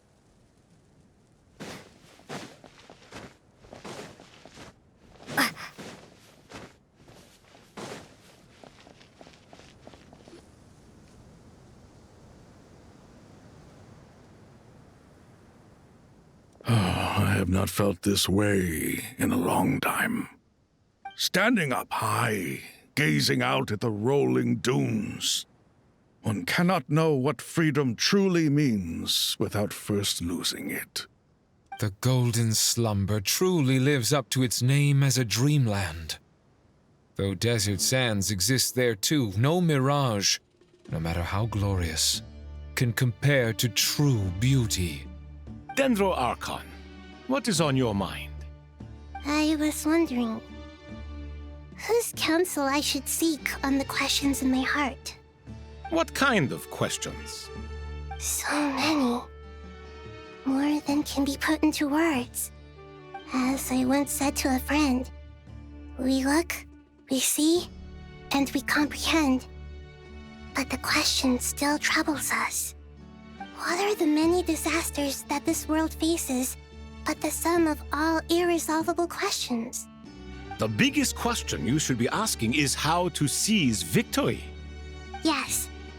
Although, I would express it differently. I must not fail.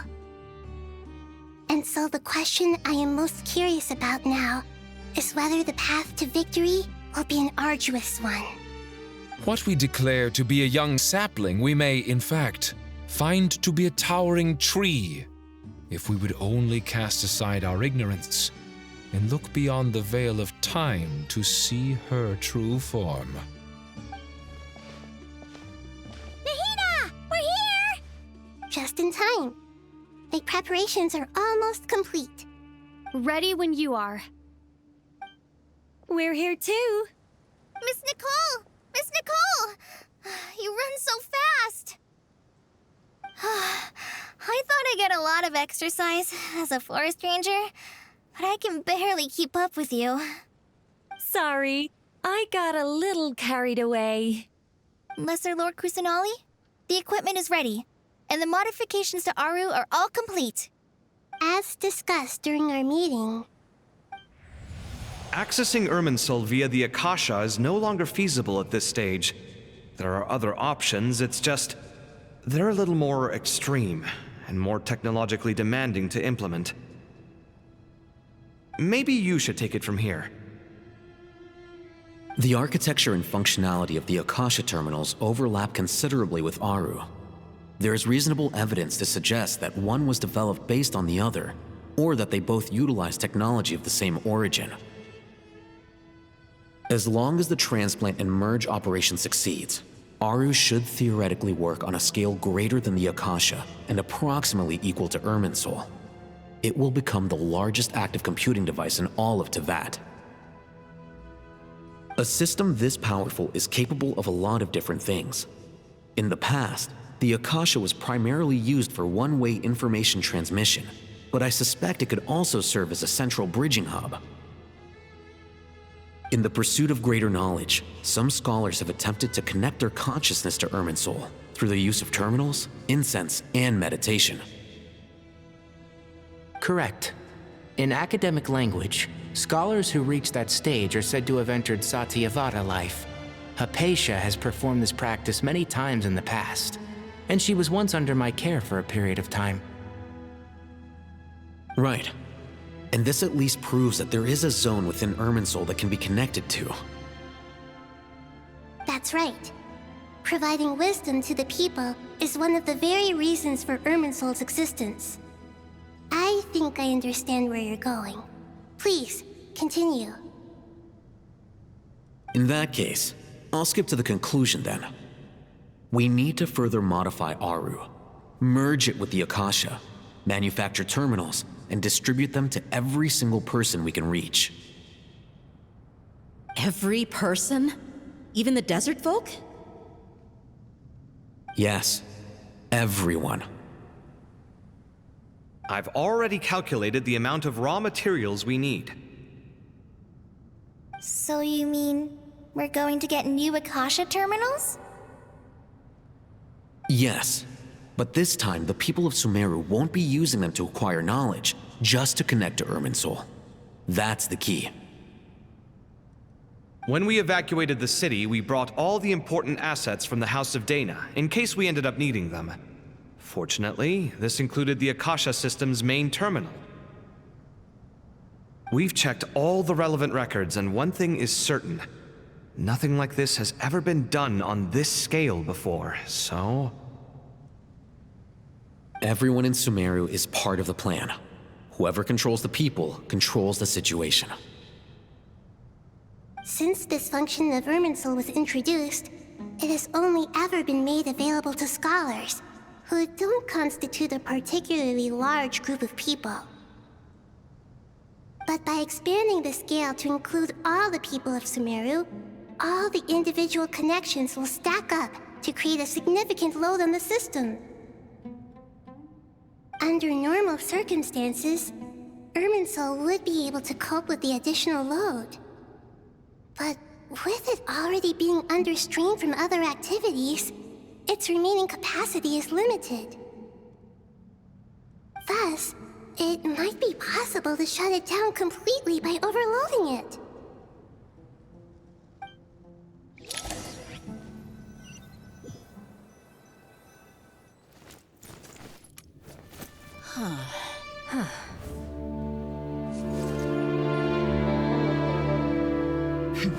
Counting down. 3, 2, 1. Are you ready? Ready.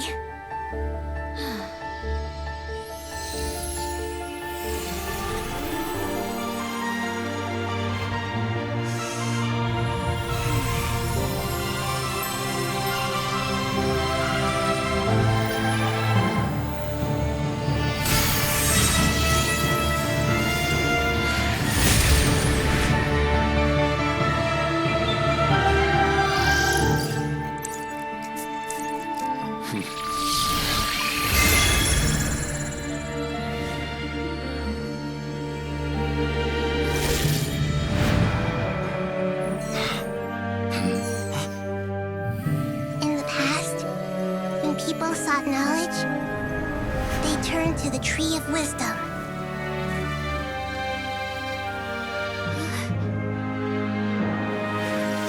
Today, we use it to save Sumeru and the whole world.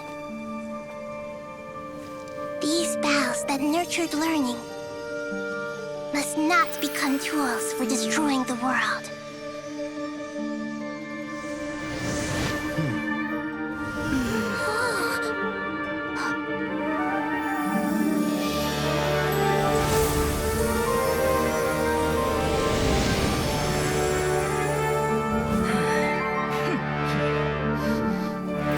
Stop. Please stop. End this transformation.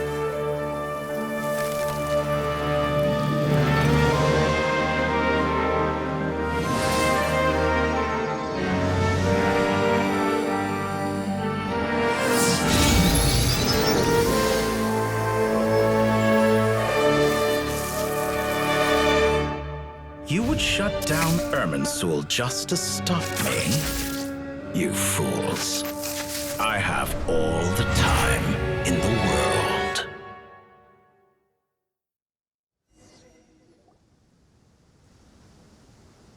Success! The evil Irminsul tree has stopped growing! Great!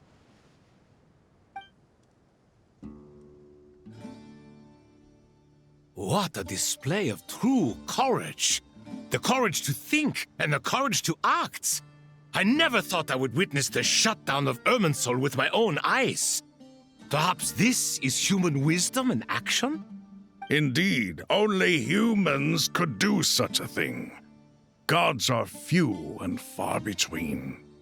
What was once created for spreading knowledge is now used for another purpose. A rather ingenious plan. I am grateful to you three for your help. Only thanks to you were we able to extend Aru's interference capabilities to cover all terminals. Now, nobody who wears a terminal will have their activity accurately tracked by Irminsul. No matter how many eyes Dottore possesses, he will not be able to see us clearly. Now for the next step. I will need the help of your supreme powers once again. How might we be of service, Lord of Dendro? I need to reach the Eternal Oasis immediately. Right now? In that case, Ibis King, would you agree that this is a fine opportunity to dust off our old tricks? Never. I assume you have that chess set with you? You mean the one you gave to me as a gift? Asking for it back, are you? How could I? You misjudge me. I just wanted to show you another way you can use it. Connect to Safei Shatranj.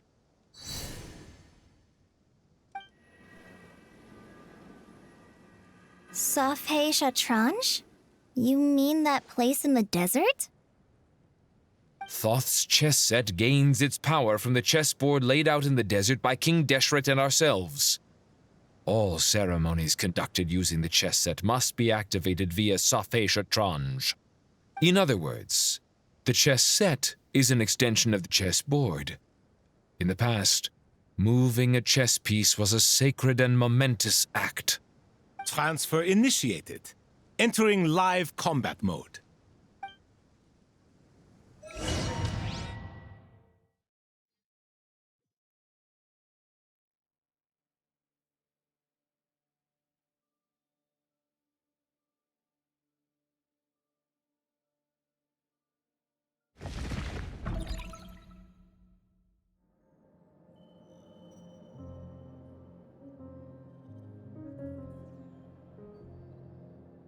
We haven't heard a single word from our spy in the desert. I'm afraid he might have been captured. Never mind. But we spent years turning him. And a lot of Mora. Nothing comes for free in this world, but the loss is not without its purpose. For a small price, we have wasted a precious amount of the limited time they have. Quite a bargain, if you ask me.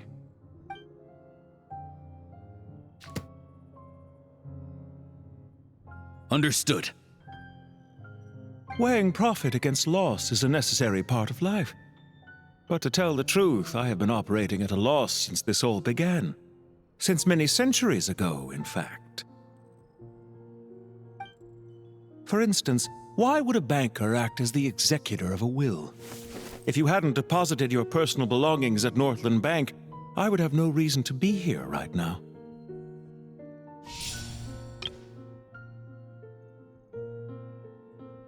Dottore, I've placed your final data backup into the ley lines as per our contract. I trust we are now square for the safe deposit fees you paid. Is it not a little petty to split hairs like this, given our amicable relationship? I consider sound bookkeeping a matter of principle. Do not forget that you only live to see this day thanks to me. In fact, every day of your life since you met me, you've been living on borrowed time. Why, that's hardly a fair assessment. I will concede that my survival was perhaps at your whim, but I became a harbinger on my own merits. Managing money is not like other professions. Mine is not a role I could have acquired based on your recommendation alone, and certainly not one I could have lasted so long in without genuine ability. The information stored in the ley lines is quite comprehensive. Rest assured, I have not forgotten how strong your pride is. Well, I presume you have no sense of fragmentation while talking with me. How could anything possibly go wrong with such strict measures in place? The remainder of your soul was split in two, with one half sent to Nodcry and the other stored in the most secure vault of the Northland Bank. Though I must say, your disdain for the other segments is quite amusing. Zandik is you, and you are Zandik. Zandik created the segments, yet you, a segment yourself, reject him. That is, Zandik, created segments of various ages in his later years. To achieve this, he had to freeze time and part with a portion of his soul. But as constructive as it sounds, it erases my uniqueness. If each segment is equally me, then by the same token, none of them are truly me. A soul living forever in the past inevitably holds different views than he did in his later years. The same thing that completes me also restricts me. You too might ask yourself which stage of your life you want to be preserved at. The day your business failed? Or the day you were framed by a gang and sold off to a medical lab as a test subject? We needn't dredge up the past.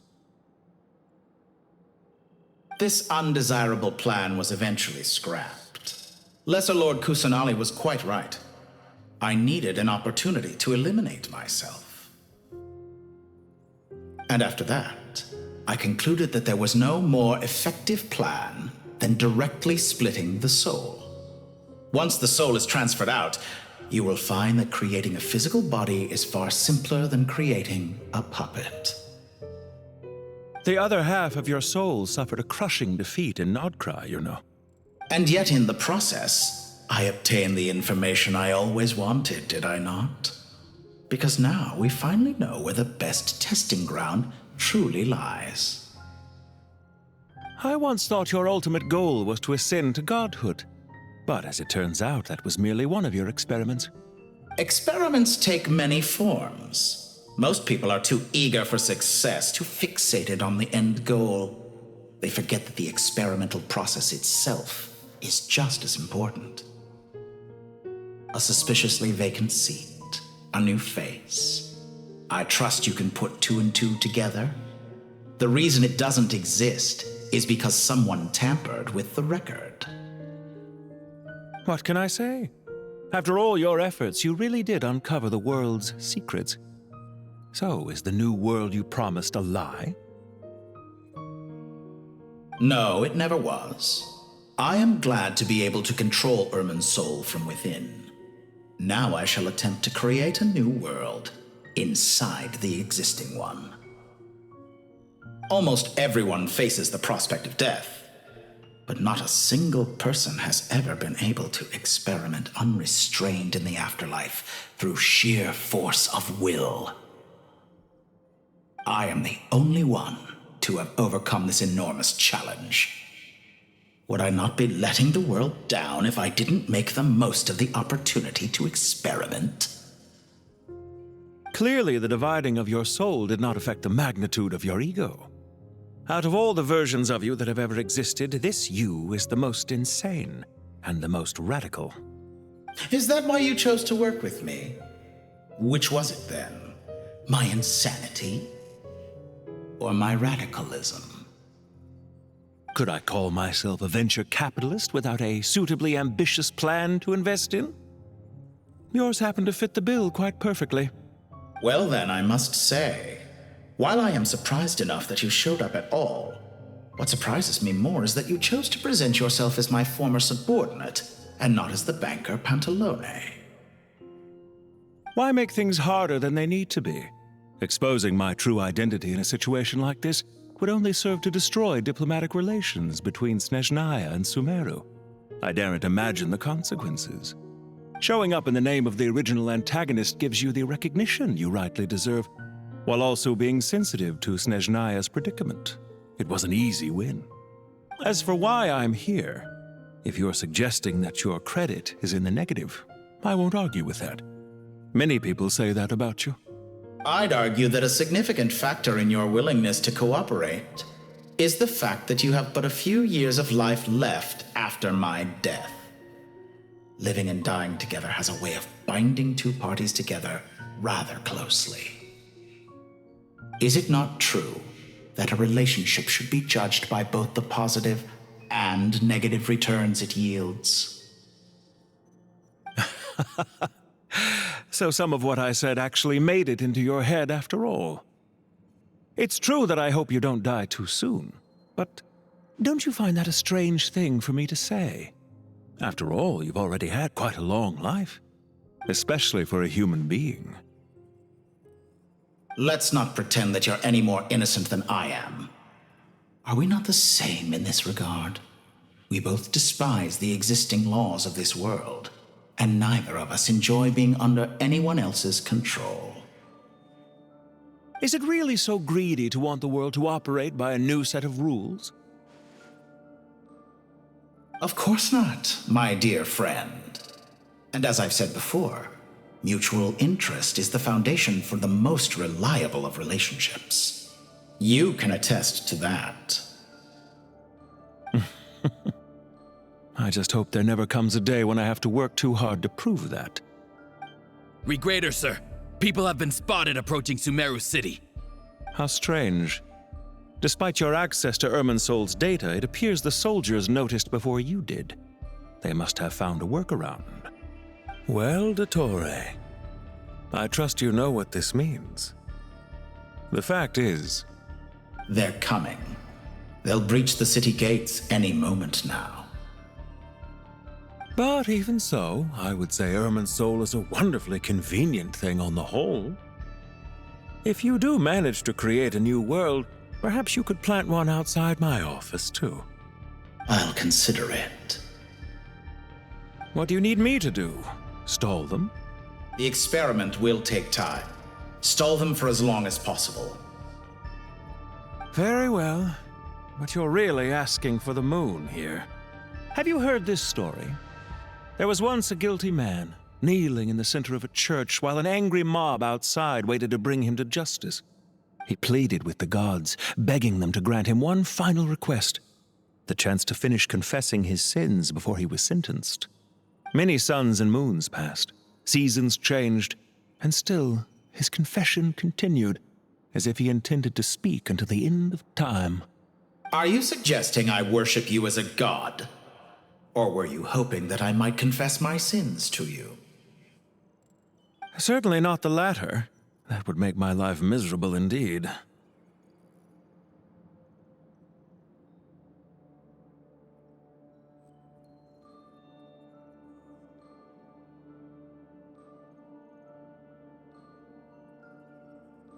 Do you have anything lined up for when this is all over?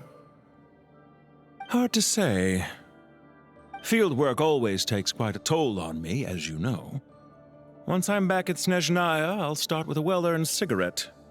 Why are you so eager to ruin your lungs after I went to the trouble of replacing them for you? If you have an issue with it, feel free to try to stop me.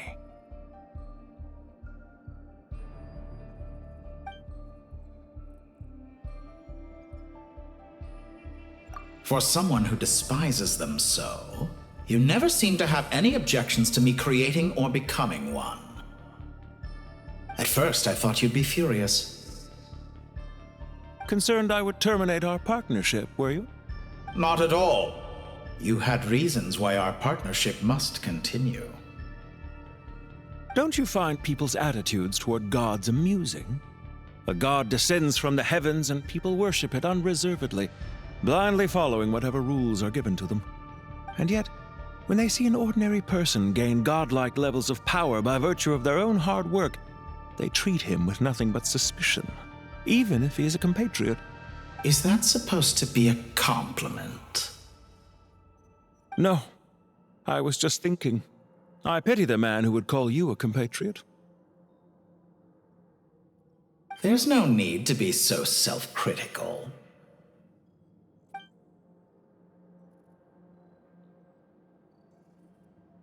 I know it's a little late in the day to be asking this, but how have you been keeping? I'm flattered that you would take the time out of your busy schedule to consider my well-being, Doctor. The part of your soul that went to Nodcry caused quite a stir, sending our organization back to the drawing board on numerous fronts. It was quite a headache for everyone involved.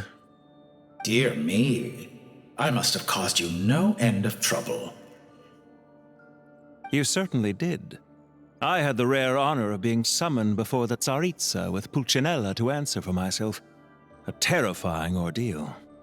Don't worry, I pulled through. At most, it's a public relations nightmare. I made sure of that. Now I'm curious. How did you explain yourself? Oh, it was quite simple. I just pinned the blame on someone who wasn't there to defend himself. I could hardly be expected to defy the demands of someone as insistent as the Second Harbinger, now could I? How you slander me. You know full well that I am perfectly amenable to reason. There's no question that you are partly to blame for the ruin of my reputation over the years.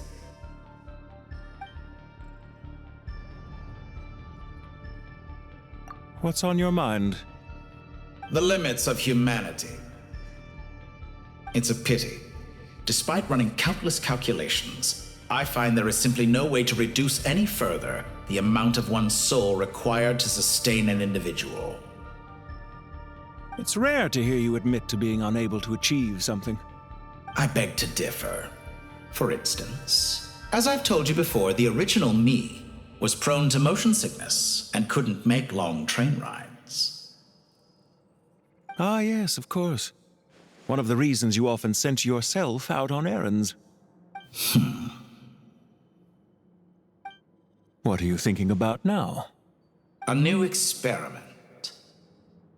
In the event that my soul was depleted, say we extracted my data from someone else's memories, yours for instance, and then combined it with your intact soul as the base material, what would we create? Such a scenario would be impossible. Oh? As long as your current soul survives, there will be no need to create a new individual. Don't forget, you were the one who approved of the present situation wherein only one Dottore remains. And if you ceased to exist, who would be capable of performing this experiment?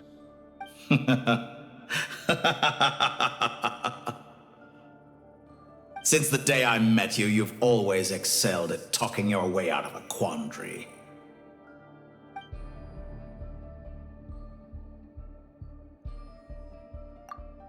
Isn't it a little too early to be saying goodbye? Not that I wish to keep you from your business, of course. Very well. Let's leave the conversation there for now.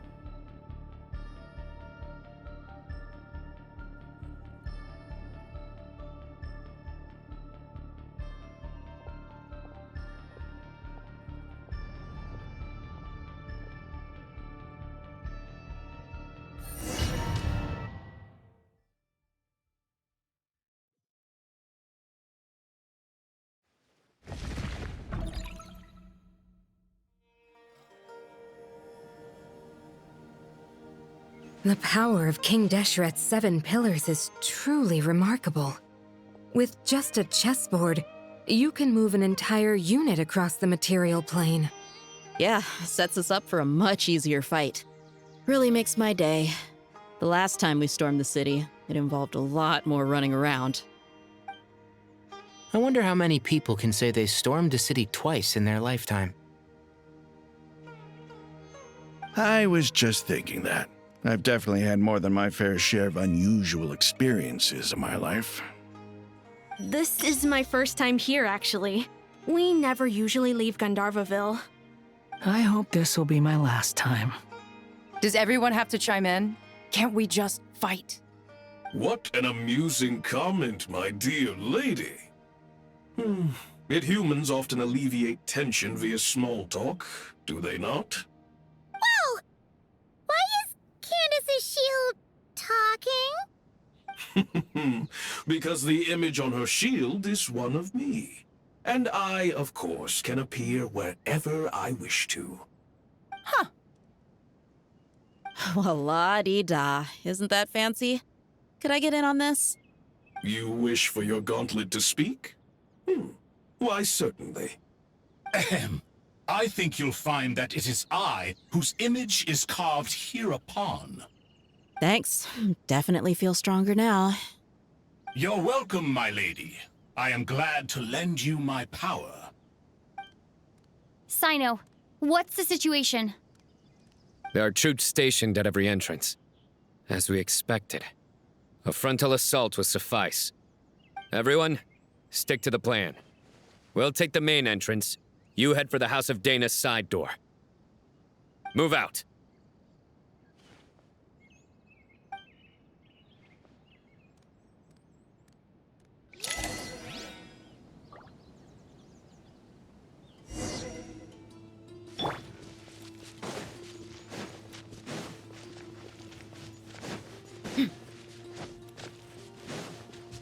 Out of my way! Now it's your turn. Take this!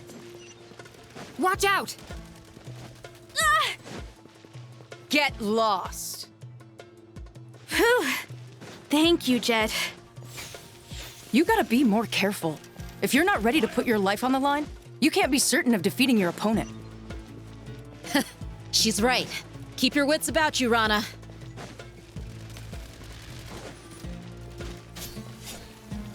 Buckle up! Gloves off!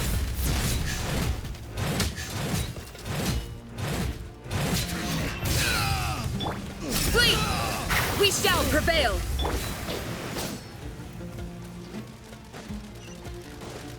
Your sins weigh upon your soul.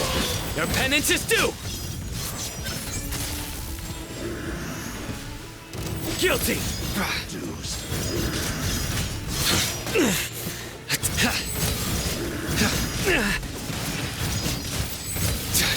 Do your worst! Grant us your blessing! Look alive! Nowhere to run! Take them out and secure the harbor. Reinforcements will arrive by water. Consider it done. Show no mercy!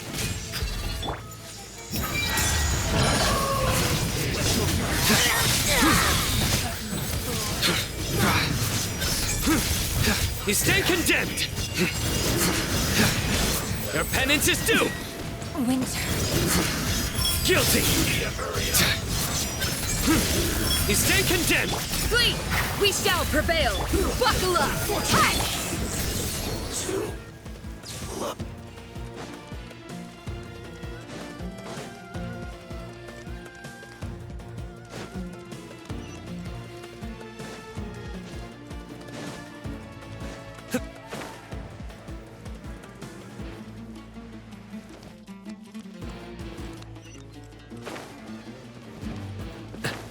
Looks like we're in for Big plan. Do your worst! You're dead meat!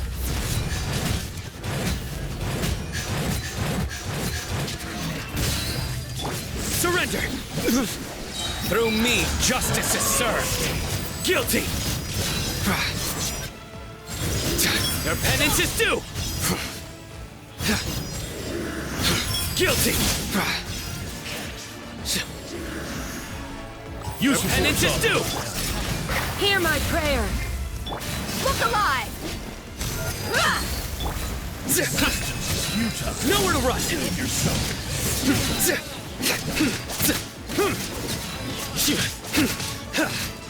Futile!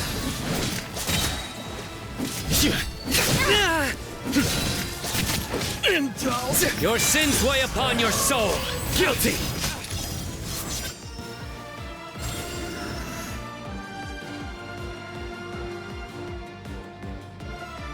Waterway secured. Brothers! Sisters! Perfect. Just in time. Welcome. Once we've linked up, we'll continue the advance. The team has arrived at the north entrance, as planned. Good. Press on.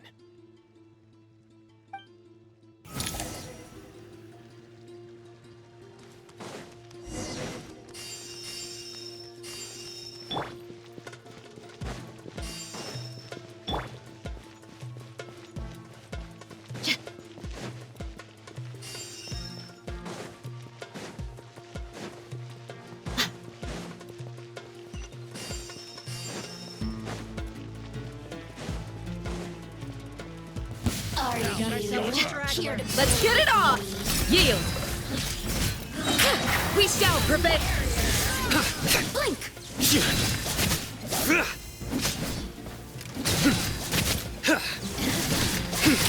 Surrender!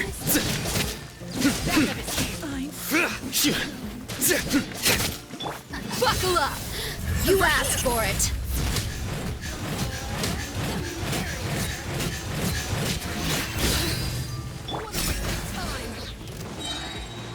Grant us your blessing! Through me, justice is served. You stand condemned. Guilty.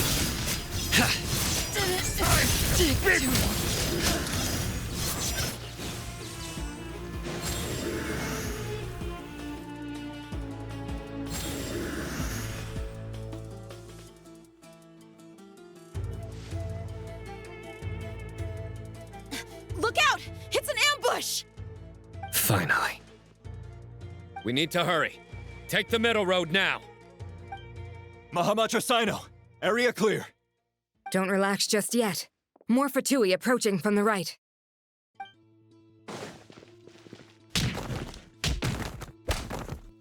Irminsul cannot track our movements. If necessary, we could split up. Don't worry. We'll wipe them all out. As you can see, our people came raring to go. Good, good. How are things with the Traveler? Can Tainari keep her safe? Don't underestimate Tainari just because he's a forest watcher. He can handle it. All right. You know that's not what I meant.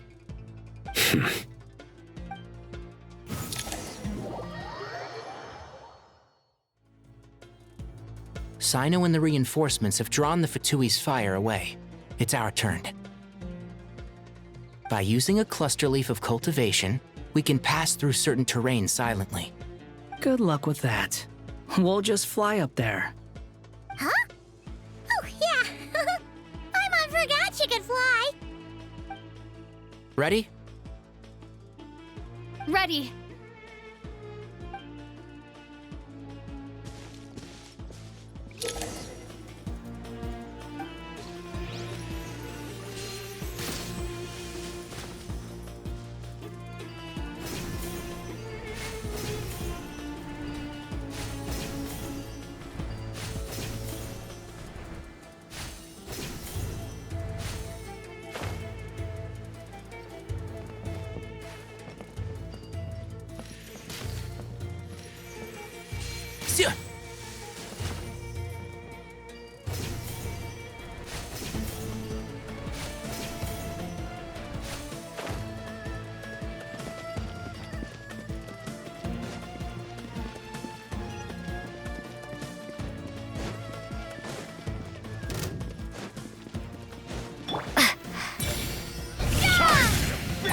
Unsightly insects!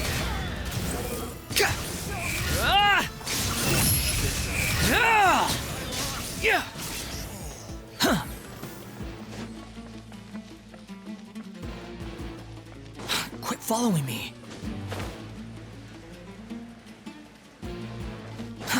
Too slow. Quit following me. Too slow.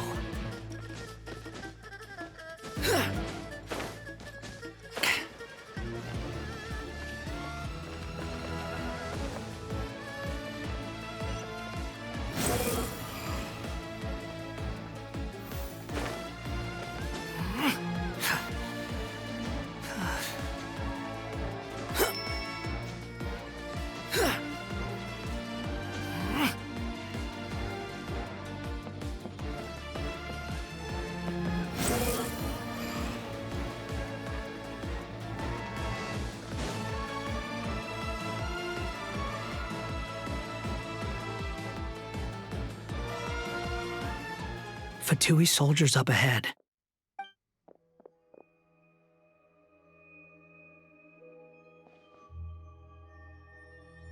Careful. Prepare for battle. Hey! There's people over there. You have some nerve showing your faces here in the center of Sumeru City.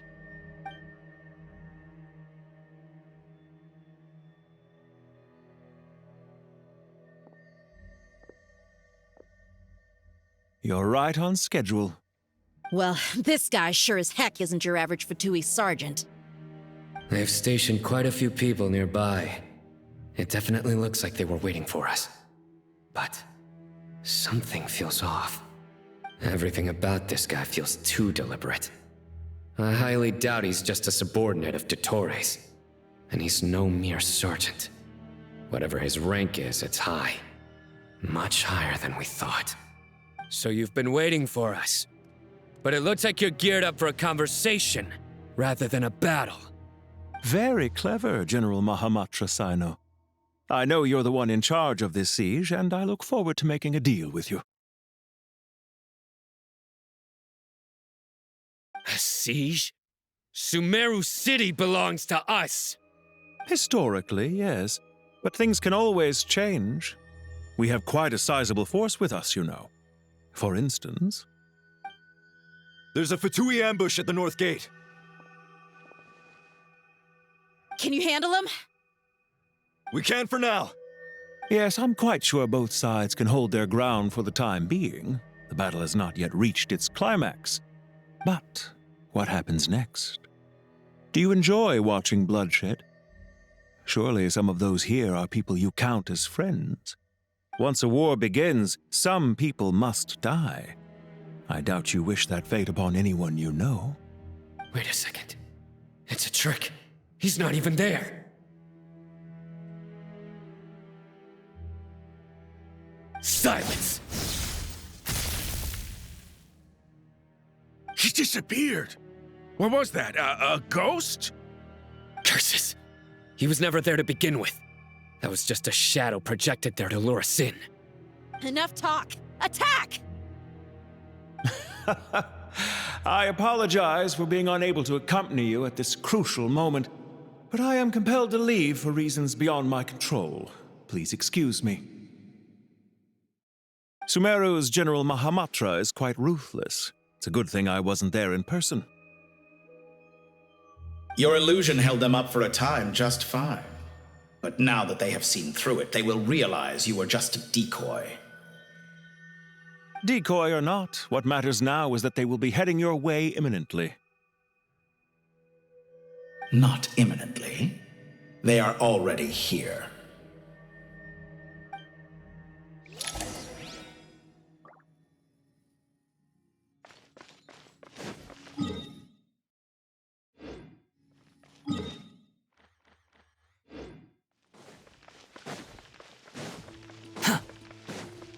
Squall and Fury. We made it! This is far enough. Tainari, you go help Sino. Don't worry about us. We'll manage from here. Are you sure you don't need me to stand guard? No need. Once the connection is established, we'll disappear from the sanctuary of Surasthana. Go help the others. All right. Goodbye for now, then. Please tread carefully.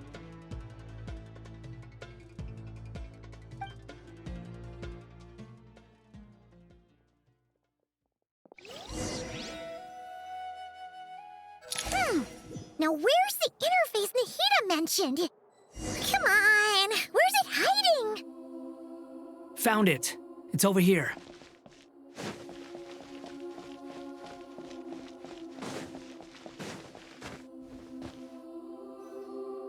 We can connect to the inside of Irminsul through the Sanctuary of Surasthana's built-in security system.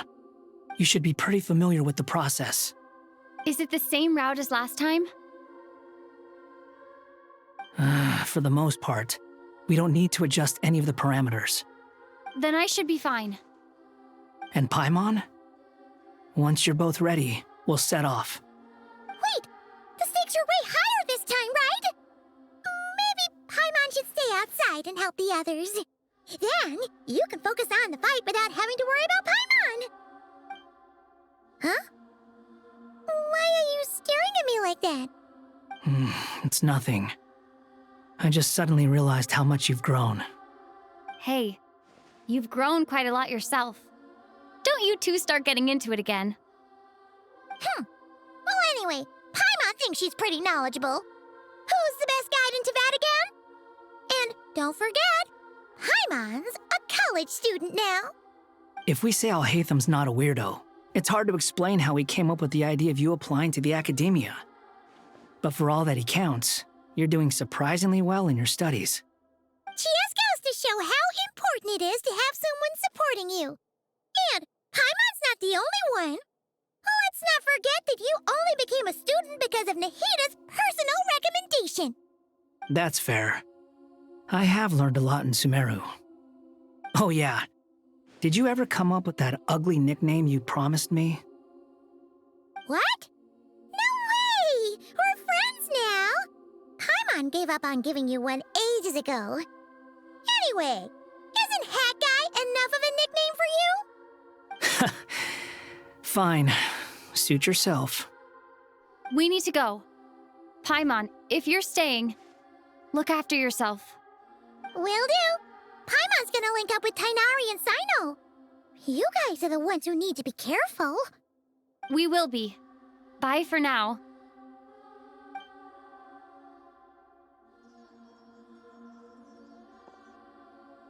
Initiating connection.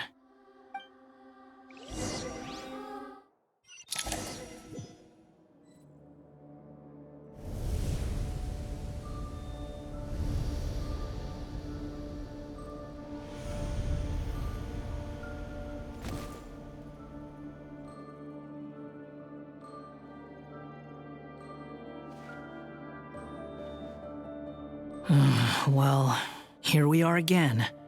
Come to think of it, I still don't even know where we're going. Thanks to our terminals, it should be impossible for Irminsul to read. I can... Don't tell me. Only you need to know. That way, whatever happens to me next, it won't affect your progress. Listen to me. Your safety is just as important as mine. Don't even think about sacrificing yourself for the greater good. We came here together, and we're leaving together. All right, if you insist. I won't argue with you.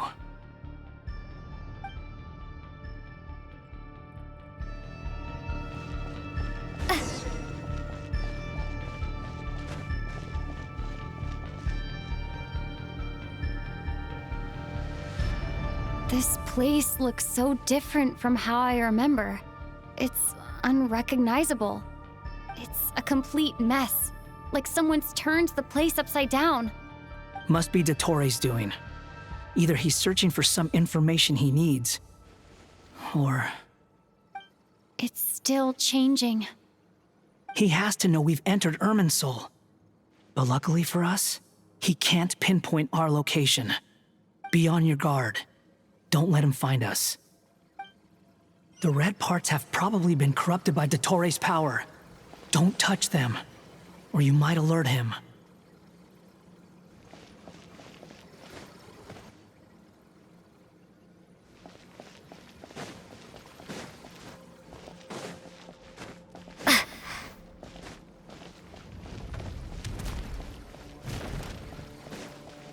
He's looking for us.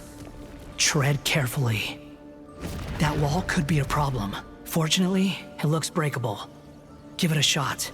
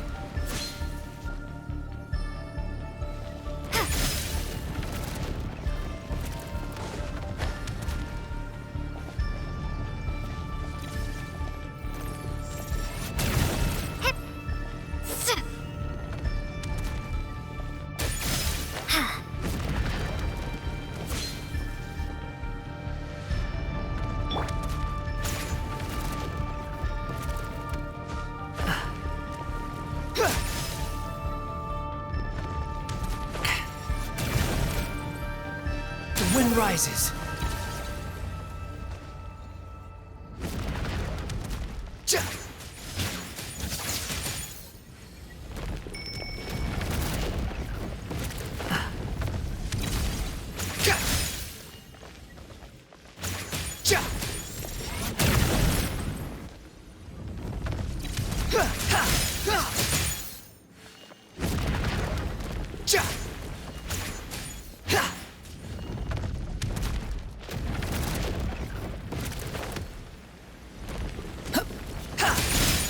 Behold!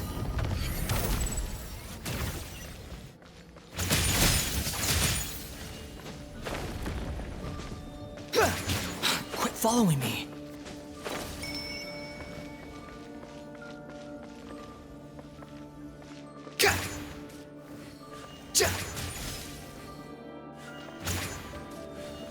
Squall and fury.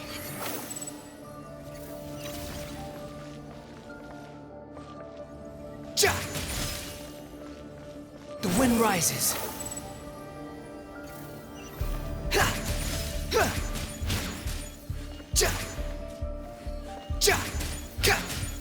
Behold! The same old trick again? Are you kidding me?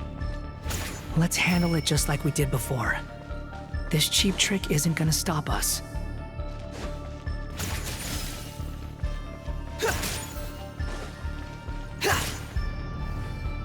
Oh no!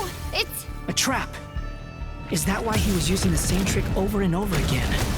To get us to lower our guard?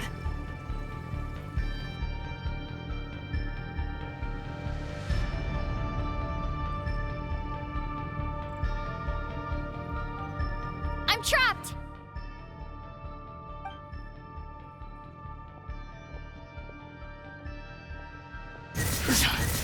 Why won't this thing budge? Hello? Hello? Can you hear me? Nicole? Is that you? Yes, it's me. I'm monitoring your progress from inside the Eternal Oasis, and I have to say, this terminal is simply marvelous. It makes tracking you so much easier. I couldn't see anything at first, but now that you two are inside, I can use your location with support from the terminals to get a partial view of the situation inside Irminsul. It's not the clearest image, but it's better than not being able to help at all. So, here I am.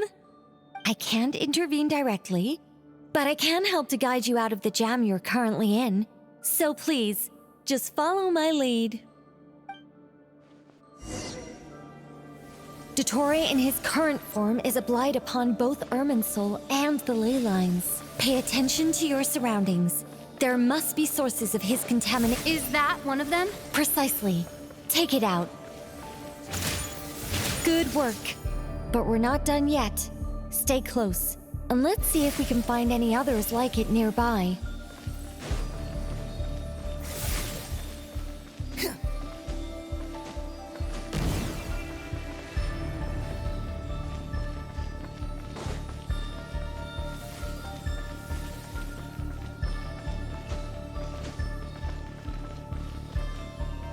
Squall and Fury! This must be another one. Agreed.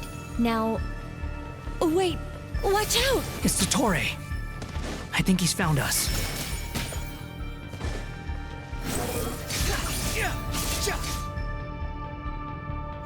The seal is broken.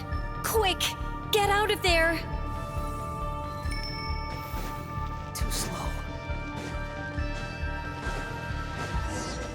And where exactly do you think you can run to? Wait, what is that? Pursuers! That's gotta be it! Run! Don't let that thing touch you.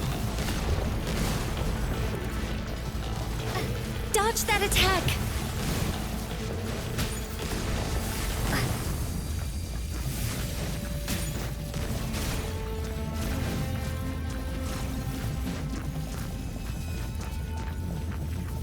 There's more than one path.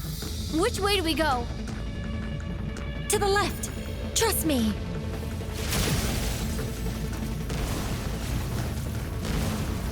Fleeing like vermin. What a pathetic sight. Hey! Watch yourselves! Stay focused! There's a cliff ahead! Jump! More of those corruption sources.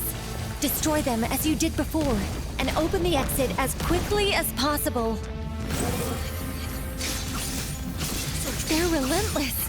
Is he trying to wear us down? You'll just have to destroy these too.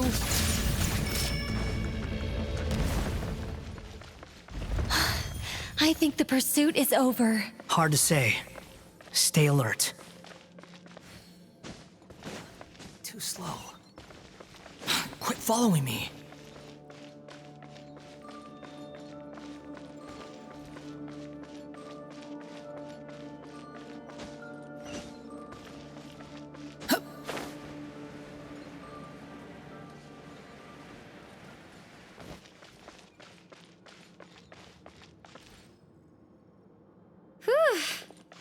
I think we've made it to relative safety. Phew, goodness. That was tough. You doing okay? I'll be fine. Don't worry. Take a short rest, and then... Nicole? Nicole! The connection's been cut. But that means... Look at you supporting one another. How very touching.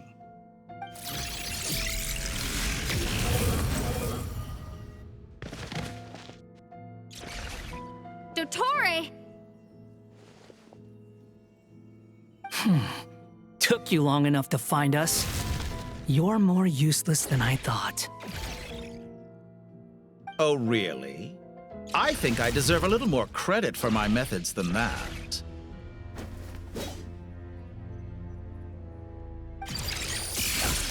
Rather than hunting you down, I chose to let you roam free. I indulged your presumption that I was unable to track your movements, played along with your clever little plan. Fleeing is for animals, but I rather enjoy watching you flee.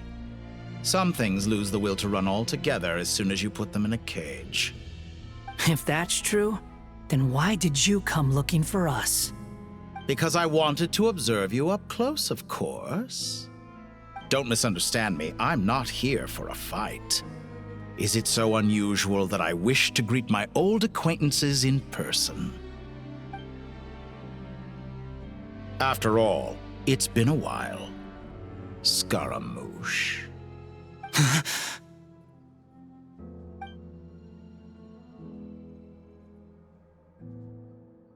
Why are you so afraid? I have done nothing unprecedented in discovering the truth. Nor did I go to any great lengths to uncover your story. You made a bold series of moves in deciding to erase yourself. And with the power of this great chronicling device called Ermin's Soul, you were able to achieve something quite remarkable. Once most people form an opinion about someone, it tends to imprison their mind. Yet you managed to erase every trace of your existence. A novel take on death indeed. However, this meant that you stood out to me all the more when I saw you in Nodcry. I didn't even have to go looking for you. Just the sight of you was enough for me to intuit the truth. For someone in my position, connecting the dots was a trivial affair. It would have been more surprising if I hadn't managed to piece it together. You seem very pleased with yourself for figuring it out. I'm sure you'd even be more delighted to learn the full extent of your crimes. That would hardly be necessary. Besides, isn't there something that concerns you more right now? Something that fills you with dread? Let me put your mind at ease. I have no intention whatsoever of restoring any of the records you deleted. For one thing, it would be exceptionally difficult. But more to the point, I doubt that the prospect of losing your current life is all that frightening to you. Because in your case, the cruelest twist of fate is that you'll never again have the chance to make up for any of your mistakes. Isn't it? Dottore?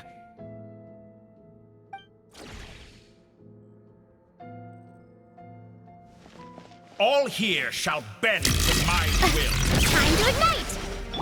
Behold!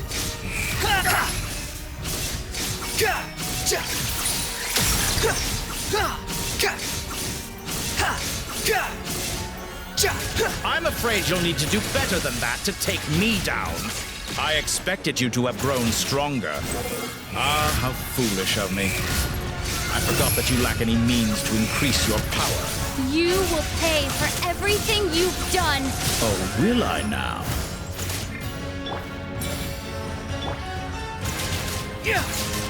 The wind rises.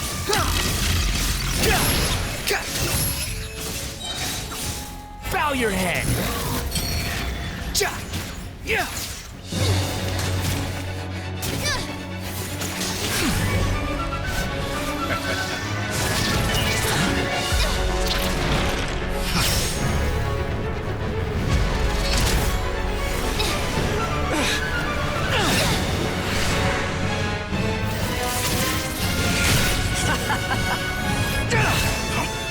Does the prospect of death amuse you? I could ask you the same question! I'll distract Dottore. You focus on the mission. Got it.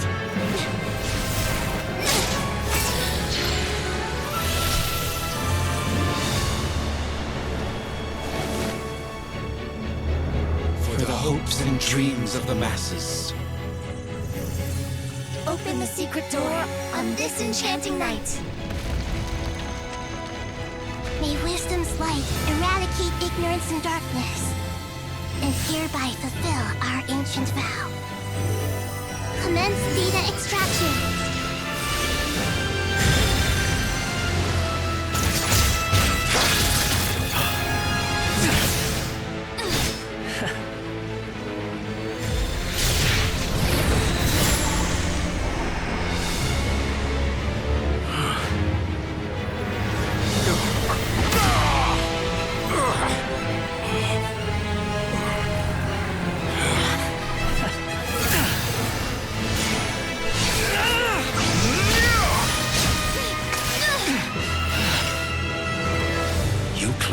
Outdated ideals and stand in the way of progress.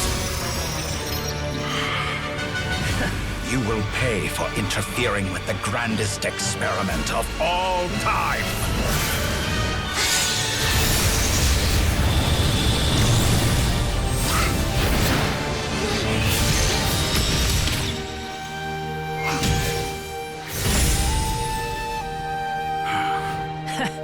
Good timing. Dottore, as clever as you are, you fail to understand wisdom. Wisdom takes many forms, but the path you have chosen eschews them all. Huh.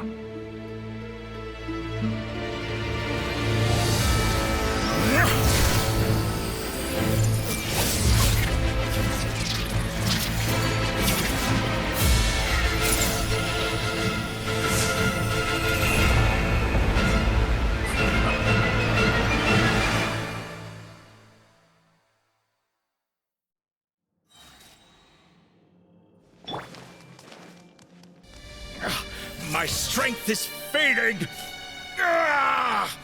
Since you are within Irminsul, it stands to reason that any power you wield comes from it. Or extracting the information from Irminsul, just to strip me of my power. I will find his weakness.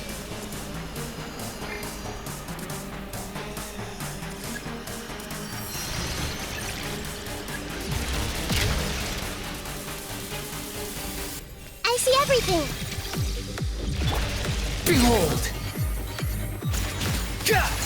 How?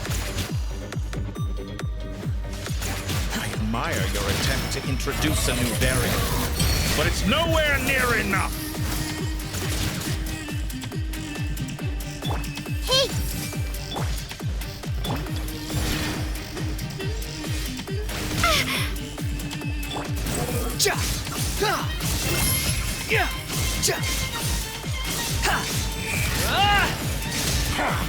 A petty trick. I see everything! Scorch and burn! Squall and fury!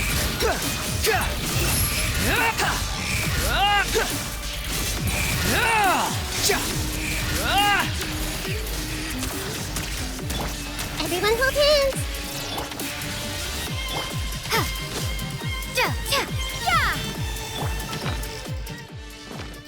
The wind rises. You dare to gaze upon me? Hey! The Temple of Wisdom! You won't destroy. We're so close! Just hold on a little longer! I'll hold him off. Traveler, Hat Guy, the rest is up to you. We certainly have a knack for surprising each other, don't we? I'm just getting started.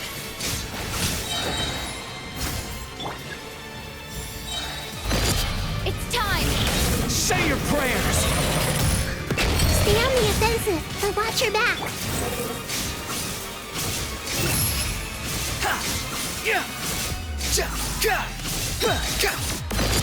It's time! Say your prayers!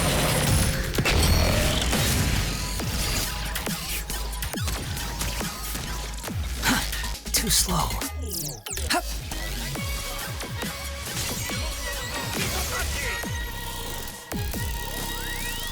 Quit following me. The wind rises.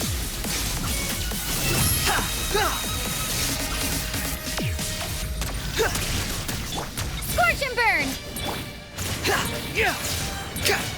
Behold! before you! It's time! Say your prayers!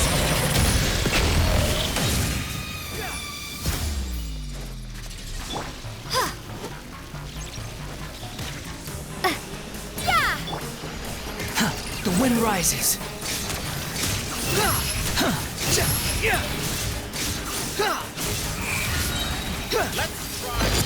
It's time! Say your prayers!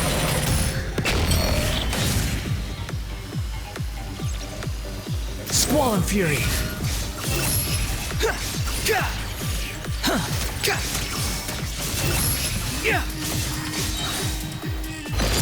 It's time!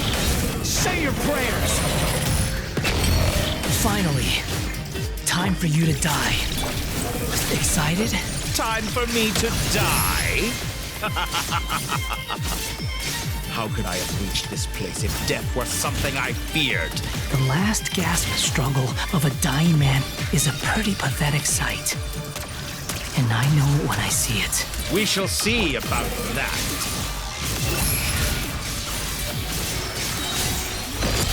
It's time! Say your prayers!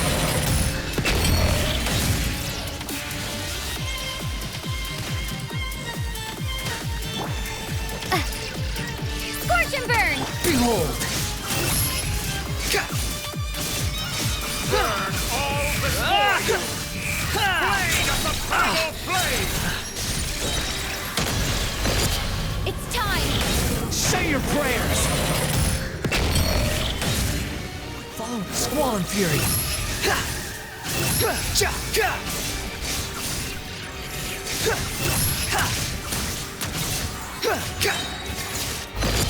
It's time! Say your prayers!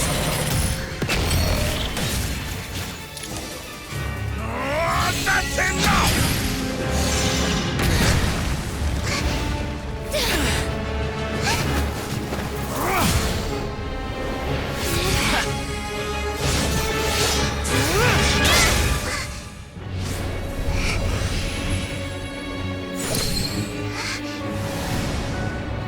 It's all yours. Do with it as you see fit.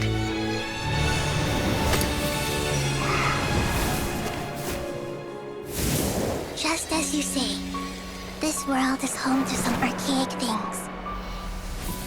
And as you suppose, you are a formidable opponent.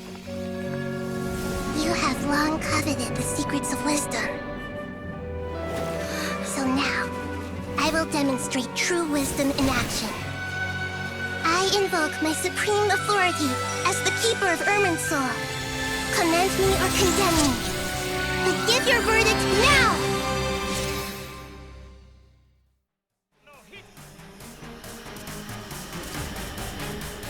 Blessed One of Wisdom, Mahakusaladhama, are you certain that you wish to exercise your authority to destroy Irminsul? It represents both your roots and your finest accomplishments. You truly intend to abandon the very thing you have always fought for? This is my decision. Irminsul has been corrupted beyond redemption. Irminsul is the original tree of Tevat. It is the means by which the heavenly principles maintains fate itself. The 7 archons should honor and revere it, for their authority was bestowed upon them by the heavenly principles. It is precisely because I honor and revere it that I fight for the humanity it exists to protect. Wisdom is knowing how to weigh the options and make the right decision. If you truly care about the fortunes of this world, then it is me you should seek to preserve. Planting a seed begins the chain of cause and effect. Since you have become a great tree yourself, why should the loss of another tree be anything to fear? Till we meet again, Lord of Dendro.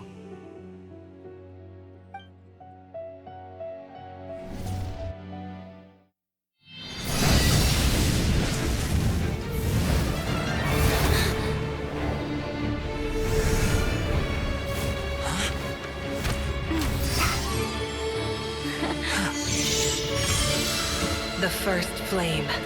The pure, cleansing fire.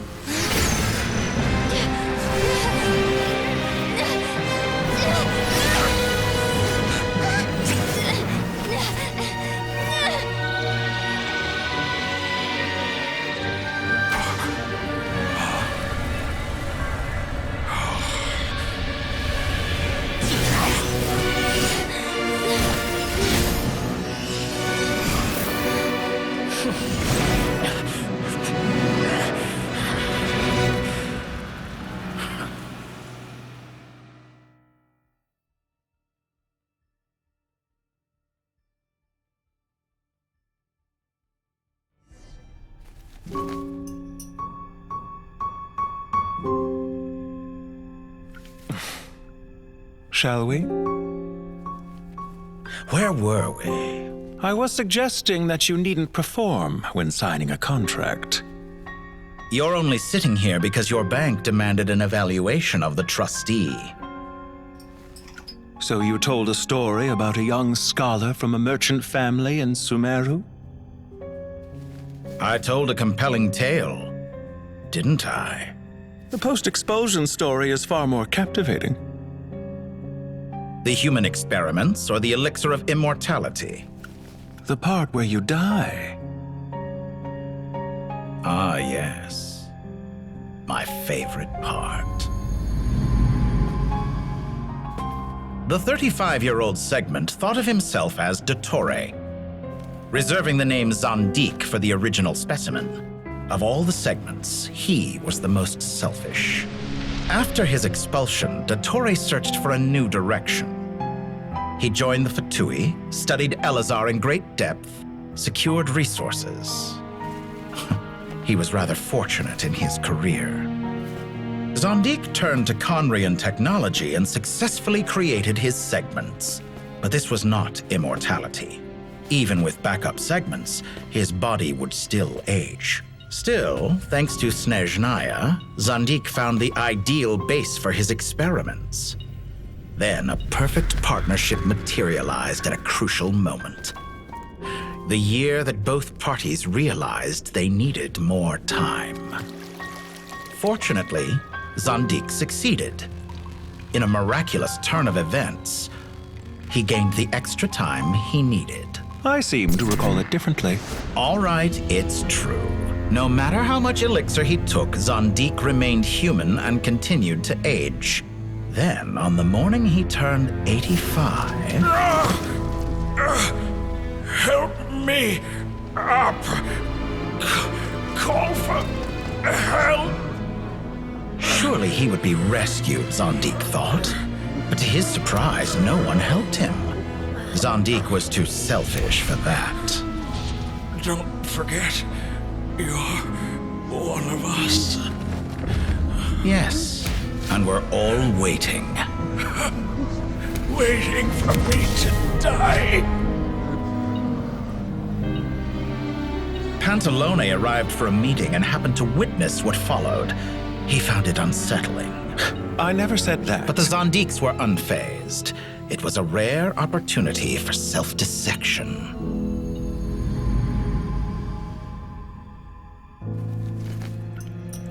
What does all that have to do with you depositing your data at Northland Bank? It has made me cherish my time in this world all the more. Fair enough. So you do have a sense of self-preservation.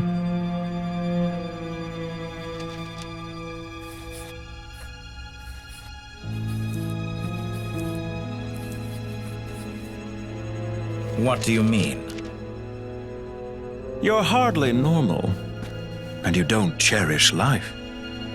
You just don't want to admit defeat in the limited time you have. Even so, don't I deserve an interesting ending? I'm counting on it.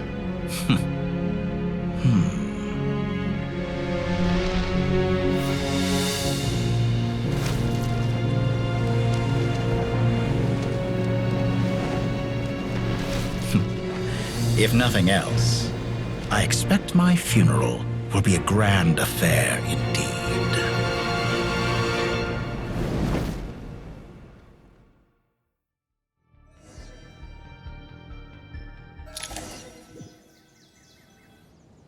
What a magnificent fire.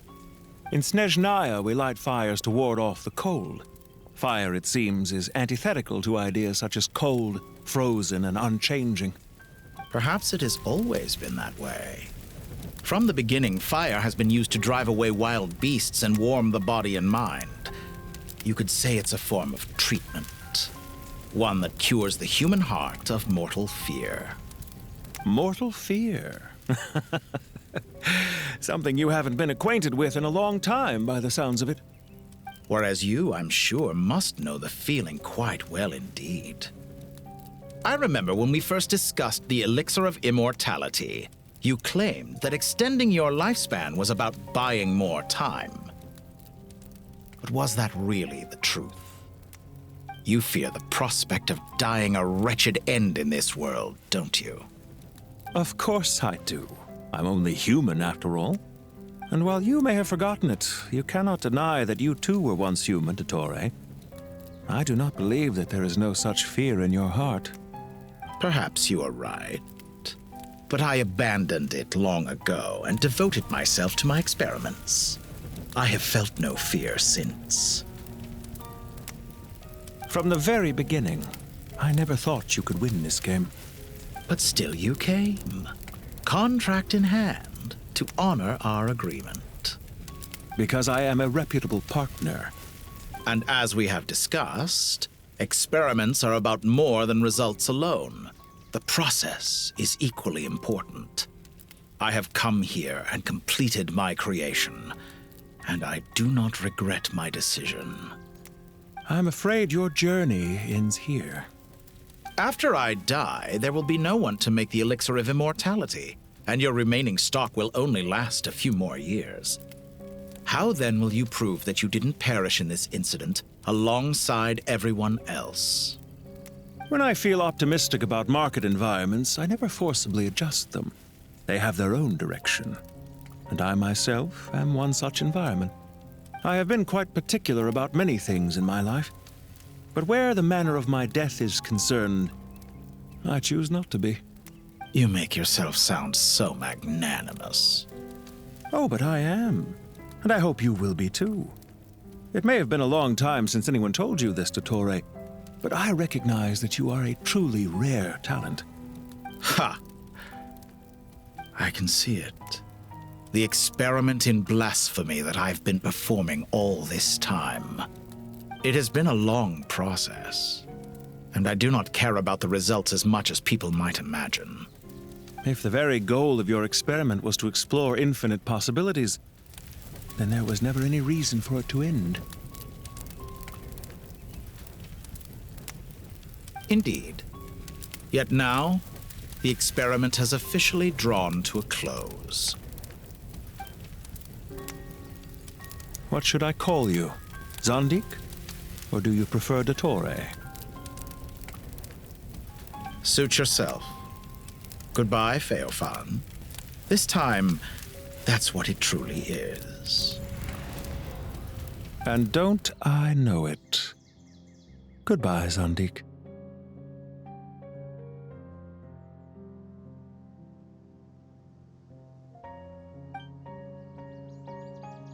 I could have carried out many more experiments, but to me, Lord of Dendro, this outcome is certainly not the worst. I believe you. But unfortunately, this is where it all ends for you. This experiment does not belong to you, nor do any of the results. Experiment? It sounds like you're trying to outdo me in my own field. Wisdom is conveying information in terms that people can clearly understand. You know exactly what I mean. Indeed.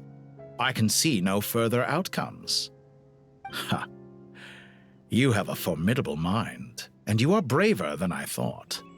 Setting fire to the very thing your survival depends on. Your previous threat was empty, but this time, it is real. When necessary, wisdom can be as fierce as an inferno. Some of the flames that incinerate you come from within yourself. Perhaps you are right. You see what lies at the bottom of the human heart, and that is your wisdom. Here is where your journey comes to an end. All that is yet unknown belongs to those of us who will carry on living. It seems I have unwittingly been your arch-enemy all along. But now, it's all over. I do not deny your intelligence. But what you refer to as experiments, I would never describe in those terms. They are events that take place in the real world, and they are so much more than mere data. Goodbye. We will never meet again.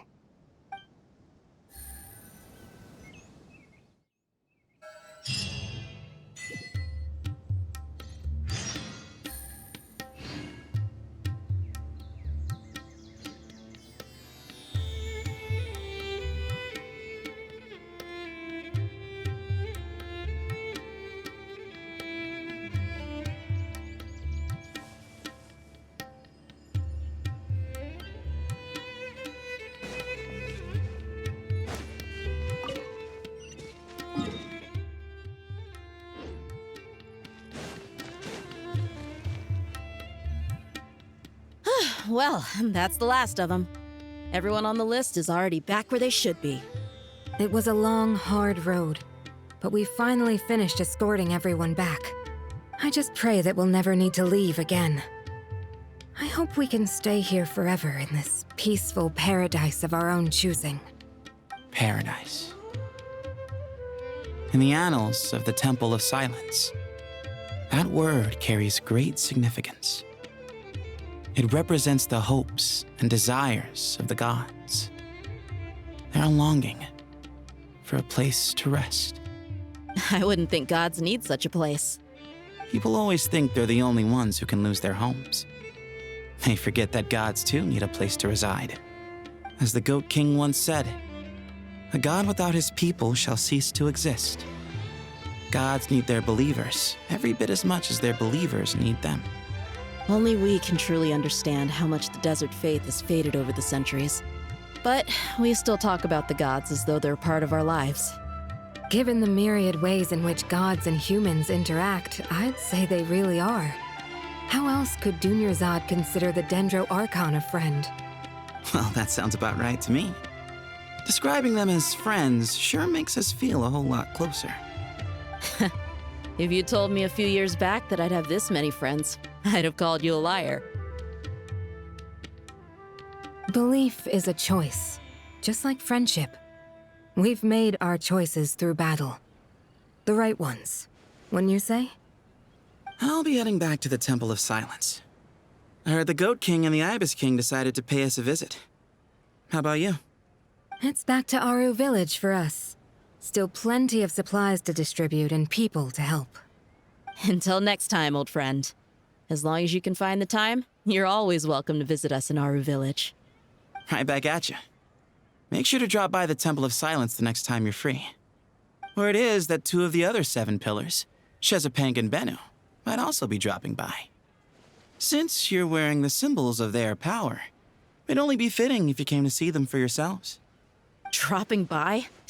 That makes it sound like they're visiting a neighbor's home. Well, the temple was founded by Hermanubis, so I guess to them, that's exactly what it is. Guess that's true. All right.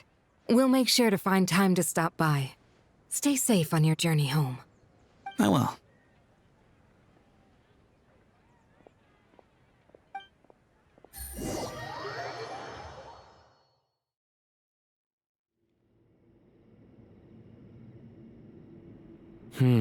You do have a point. See? Retirement has always been a problem, especially for old-timers like us who've been locked away all these years. You finally step out into the light, and bam! You're face to face with a whole different world. Naturally. What do you think, Layla? Huh?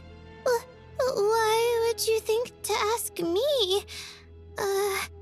How could I possibly be qualified to decide where the servants of King Deshret should live. Sorry if my question was unclear. Do you think their statues will stand out too much if we place them here? Hey, I never agreed to this. How could we possibly allow our statues to be left in Hermanubis' home? That would be like breaking into someone's house, then pretending it belonged to you in the first place. Different beliefs can coexist. We still need to respect one another. By which you mean, you two plan to stay at the Temple of Silence, for a while at least, but you have no intention of relocating your statues here. So, you see this as sort of a family visit? Is that correct? Family. Huh. You could say that. In a sense, Hermanubis would view this as his home. Just look at this place. Magnificent, is it not? The sad truth is, in the past, all three of us invested so much into misguided ventures. We failed to build what we should have, and wasted so much time instead. And what do you mean by that? I mean that for the most part, time spent associating with the likes of Sobek, and, let's say, Thoth, might reasonably be considered wasted. Why does that not surprise me? Go on.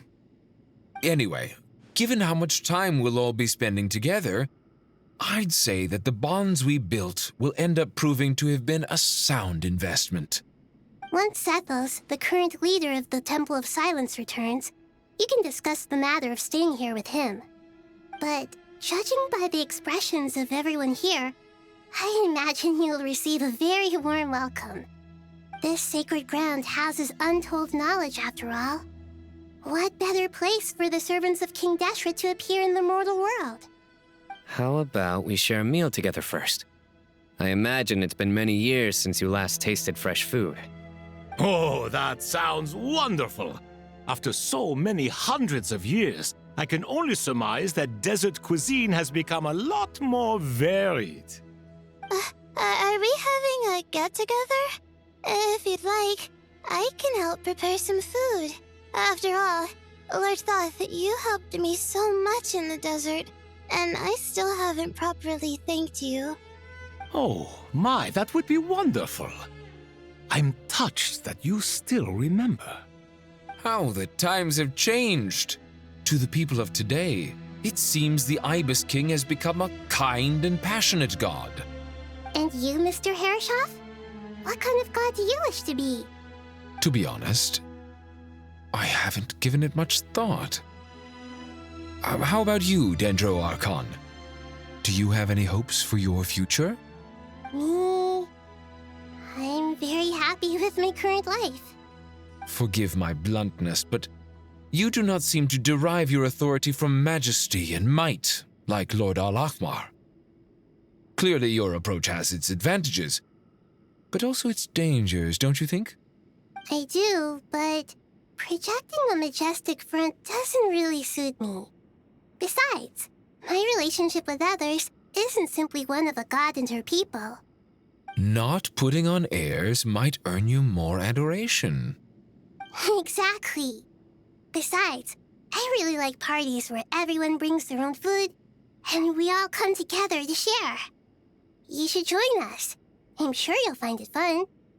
Last time when we got together for a picnic near the Avidia Forest, it was quite the occasion. Seeing as you're already here, how about we hold the next one in the desert? Can we do that? Wouldn't Tainari have to transport a ton of drinking water? Don't worry, I can help out. Layla, would you like to join us next time? Me? Sure. The more the merrier. That way we... Don't take this the wrong way. I just think you should know. When it comes to passing the time, chess is more our thing. In that case, Dendro Archon, what do you say? If I were to compete against you, I can't say with certainty I'd win, but I certainly wouldn't mind giving it a shot. Where's Sobek? I'm sure he'd be good for a few rounds. Cards, cards, cards! I'll always prefer chess. I wonder what variant of chess we're talking here. Mr. Thoth, is there some sort of astrological significance to this game? Oh, I'm glad you brought that up. As long as the leader of the Temple of Silence agrees, we can search Hermanubis' place for books to teach you how to play.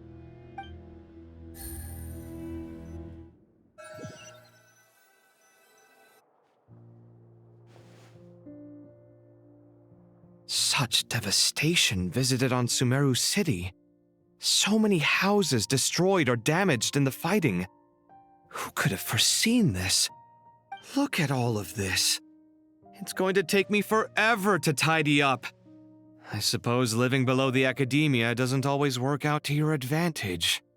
I would have thought a little appreciation of my sincerity and effort in helping to clean up this mess might be in order. Helping? Effort? This is your house! Of course you should be putting in the effort! If anything, I'm the one who's helping. So you see yourself as just a helper in this situation. I must admit, I'm rather shocked. If you're trying to say that since I live here too, I have an obligation to tidy up, fine, I suppose I do. Wait a second, stop changing the subject! Nevertheless... In the wake of a great storm, a missing roof is a predictable inconvenience. Can you stop making it seem like I care more about this house than you do? Doesn't it upset you at all to see your home in this state? I won't pretend it's ideal, but that's no reason to be upset. This is the roof over your head, your shelter from the cold. The furniture is scattered, the paintings have fallen off the walls, the windows are shattered. Don't you feel even a little disheartened? The way I see it, these problems are easily solved. Ugh, this is precisely why I hate talking to you about sentimental things. It's like banging my head against a wall. You simply don't understand just how much work goes into making a proper home. It sounds like this is causing you a lot of anguish. You mean the house or the paintings? I mean your sentimentality. Oh, well, yes. But I'd rather not dwell on such things right now. Generally speaking, when anguish becomes the norm, people usually make an attempt to improve their situation. But there are so many people and things in life that are difficult to change. It's not like you can force them. Besides, anguish can be a source of inspiration. And I'm not sure I could break my reliance on it. I'm glad you're able to make yourself think like that. What kind of a response is that? I was stating a profound truth about the very nature of art. Suffering is the cradle of all creation. Even you can't deny that. And I wasn't trying to. I'm just happy for you. Pure and simple. Can't you tell? Happy about what? Happy that you can always find an answer that backs up your views. You... More often than not, life is a process of running into problems and then searching for answers. Yours more than most. Not everyone's so good at justifying things to themselves. It's something that you've been steadily mastering. Huh. What about you, then? What skills have you been mastering lately? Pass me that box. Huh? Okay. You may consider this my progress on the path to mastery. What? Wait a second. Isn't that box mine? Hey, it is! It must have fallen off that shelf. I'll hate them. Those are my paints and inks. Would you like me to put it in your bedroom for you? Huh? I mean, sure, if you don't mind. What kind of progress is this? Does he think he can bribe me? Not that giving me back my own things is much of a bribe. These books on the floor, they're a complete mess. And this one, didn't he say it was an out-of-print collectible? It's completely covered in dust, and some of its pages have even fallen out. Ugh, guess I should help him repair it. This one too. And this one.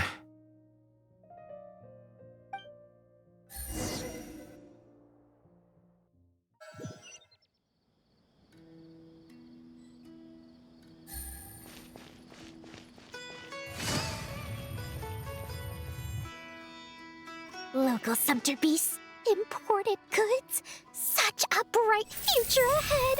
I can picture the Mora just rolling in.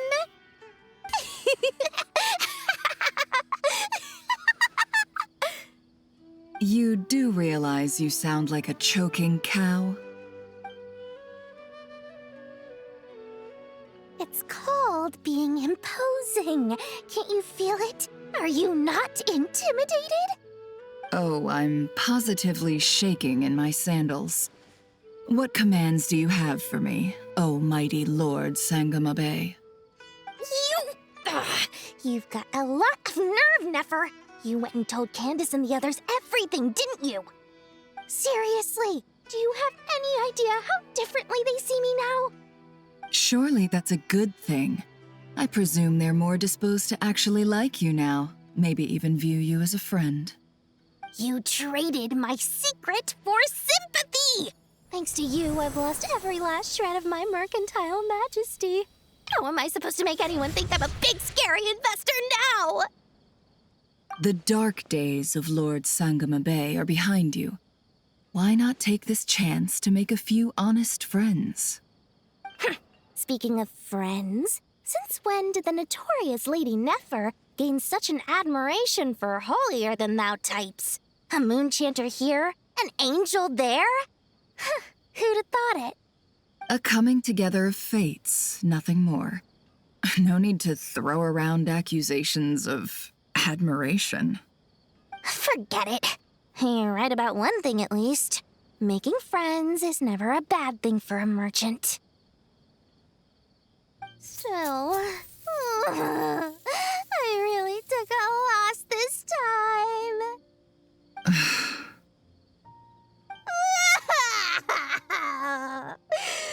What are you looking at? I'm trying to see if you're really crying or if those are just crocodile tears.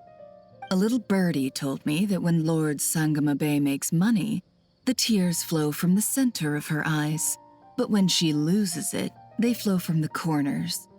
Which is it this time? Ugh, you are so annoying. I'm not talking to you anymore. Nefer, thank goodness you're here. I've been looking everywhere for you. Huh?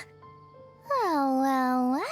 If it isn't the House of Dana's very own librarian. What can I offer you today, Miss Katayun? Oh, no, I'm not here to buy. I'm here to bring Lady Nefer a book, and a fascinating one at that. We agreed to meet at the entrance to the mausoleum of King Deshret. One more thing, I bought this copy with my own money. It's not borrowed. Reasoning knows not time of day, but suspense always follows a blizzard. That's quite the mouthful. Huh? Isn't that the one that... It was all the rage for a while. People throughout the city were clamoring to get their hands on a copy. The names inside were all circled. Everyone thought it was a riddle. Don't bring up that book in my presence. I don't even want to hear its name. That thing was nothing but a scam. Surprisingly enough, I've actually heard of this book, though it doesn't seem of much consequence. So what truth lies behind it? You're from the Vahumana and you're asking me what the truth is? I'd say the actual truth was about the least important part of the whole episode. I brought you this book because it probably has the most interesting backstory of any in the House of Dana's collection, at least in recent years. As for its quality, well, you can judge that for yourself. Don't tell me it's actually any good. You may not know this, Lord Sangamabe, but Lady Nefer has a fondness for books with... how should I put this? Mixed reviews? No eye for good literature, huh? Perhaps she feels that bad books hide interesting secrets. But I shouldn't put words in her mouth. It's probably fair to say she prefers the conversations that books can spark over the substance of the books themselves. Suits my style as an intel broker, wouldn't you say? Very interesting, thank you. I'll return it to you once I'm done reading. And as it happens, I have something for you, too. Incense? I imagine you've already used up the incense I gave you last time. Here's some more. This batch is from Nodcry, so the scent won't be quite the same. Well, actually, I've been saving the incense you gave me. I couldn't bring myself to waste it without a special occasion. But I'll gladly accept this, too. And I promise I'll use it this time. Katayun, you haven't changed a bit.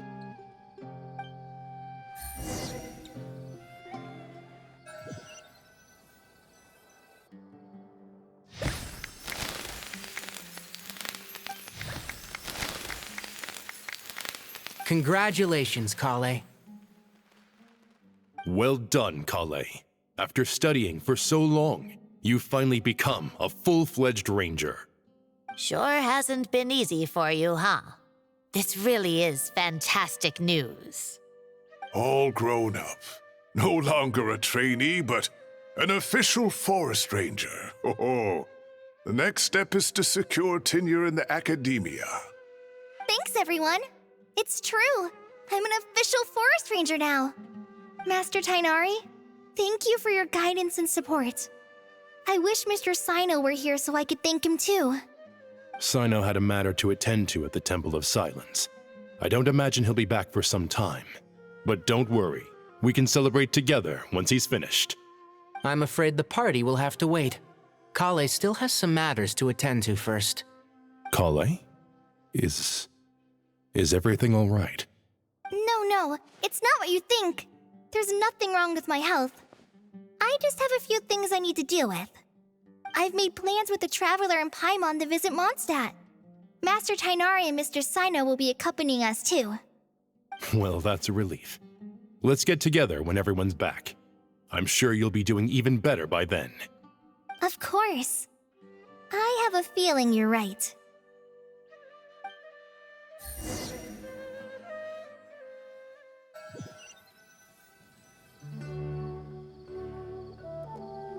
Phew!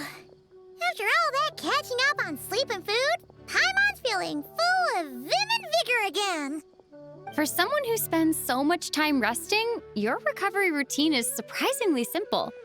Hey! Paimon's been working her butt off too, you know. She flew all over the city helping everyone out. Don't worry. I saw how hard you worked. All right. We all know you're the most hardworking person in Tavad.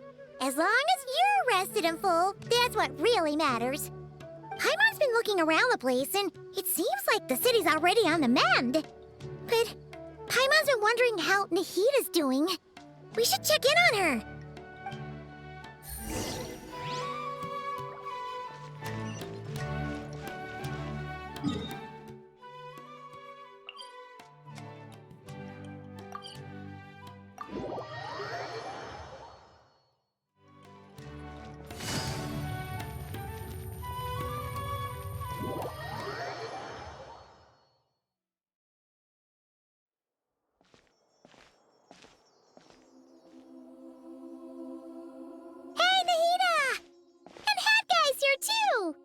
Traveler, Paimon! What's going on here? Nothing much. Nahida was just expressing concern for my physical and mental well-being. Oh, the Traveler told Paimon all about that. We've both been very worried about you. Are you feeling all right? You make it sound like I'm on the brink of some kind of breakdown. Truth is, I'm doing much better than you might imagine. If we can just get to the bottom of Dottoro's intentions, we can minimize his negative influence. That's the sort of thing I excel at. Just listen to that newfound optimism. It seems like having you enroll in the Vahumana was a truly inspired move. I can really see the positive influence. Observe, a classic Sumeru specialty. chalking everything up to education and learning. To be honest, even I can sense the change in you. Everything Dottore said to you was a way to manipulate your mind. Fortunately, you're no longer under his sway. Can someone as old as me really continue to grow? If it helps, just think of yourself as a late bloomer. It's all a matter of phrasing, and it comes down to what standards you measure yourself by. For a puppet, developing at such an age is perfectly normal. But if you choose to call yourself a late bloomer, it sounds more like you consider yourself human. However you see yourself, well done. All right, I see what you mean. Anyway, what's your next step? What else can I do but complete my current courses? Everything else can wait. Anyway, that's enough chit-chat. There are still things in the city I need to help out with. I'll be heading there now.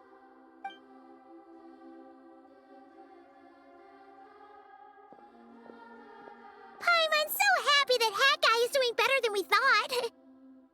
But what about you, Nahida?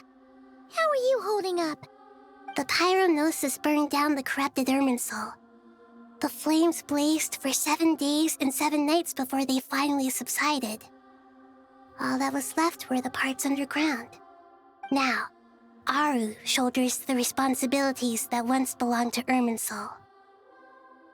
The situation was contained before it got out of hand, so Tevat's most vital information has largely been preserved. Irminsul has a strong influence over you, doesn't it? How will you cope now that it's gone? There is no need to worry. Thanks to Nicole's extraordinary talents, my connection to Irminsul has been severed and transposed onto Aru. Angels can do things like that? They can. Such abilities are precisely what makes them so powerful. The goddess of flowers, Nabu Malikata, once claimed that she too could perform feats beyond the reach of mere mortals. In my eyes, much of what she went on to achieve reached such transcendent levels. Her and Nicole really are both fascinating and magnificent. So, does that mean your situation is stable now? Correct. Just imagine that Aru has become the new Irminsul, and the essence of my existence has been bound to it. The wisdom of Sumeru has ultimately converged into a single, unified entity. Should we ascribe this all to fate, or is it merely fortune? Whatever it is, the important thing is that you're okay, Nahida. Dendro Archon, Lesser Lord Kusanali. Oh, thank goodness you're here. Greetings, Traveler and Paimon. Sir Nevis, do you have something urgent to say? Yes, there's something I need to report. We've received a message from Snezhnaya.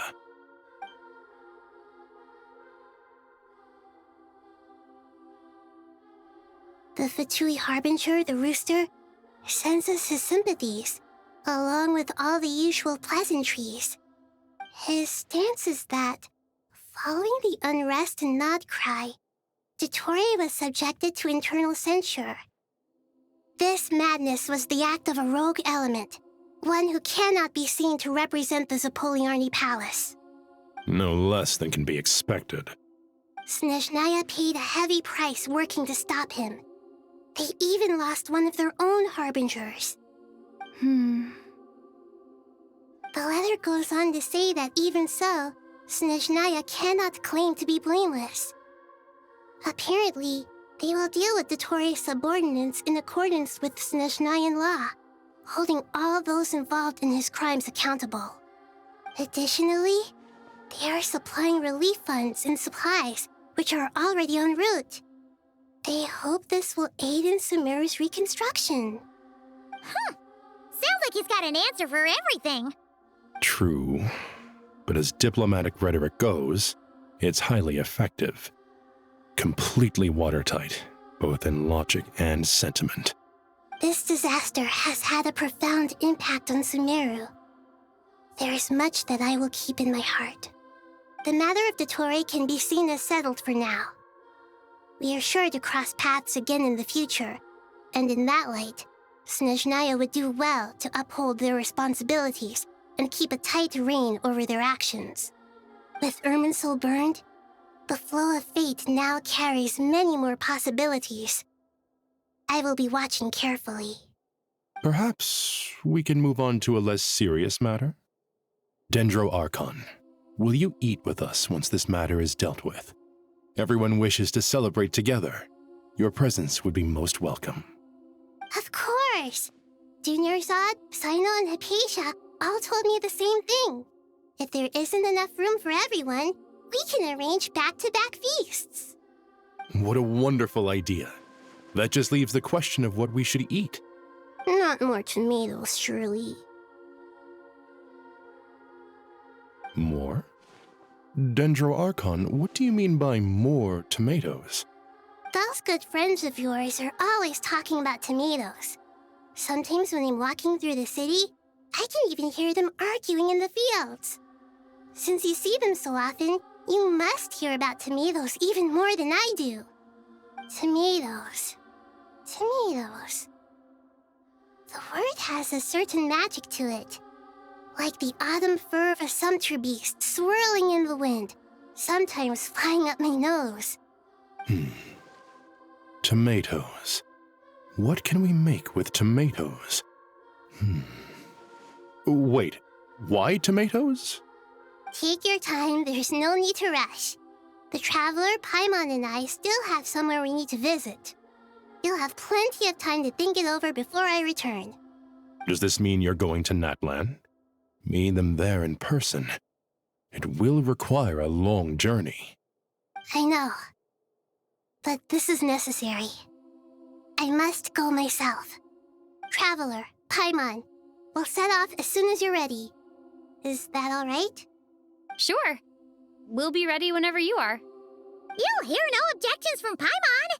We should grab some snacks along the way, though. It'll be just like going on a long holiday. Wonderful. I'm looking forward to this so much.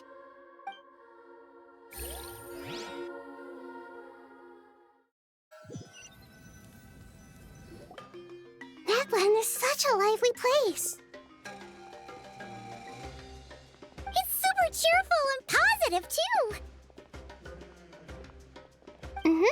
I can see that. There are people outside exercising at all hours. Such a healthy way of life. You came. Welcome, welcome. You must be hungry from your journey. Would you like something to eat? Oh, thanks, but no thanks. We've been eating the whole way here. We had a mushroom platter, Sab's meat stew, butter braised chicken, hot sour pudding. Paimon's positively stuffed. All right, all right.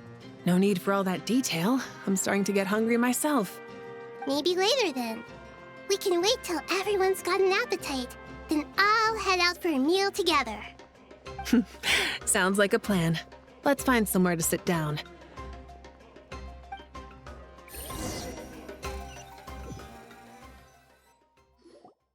I should tell you, I already have some sense of why you've come.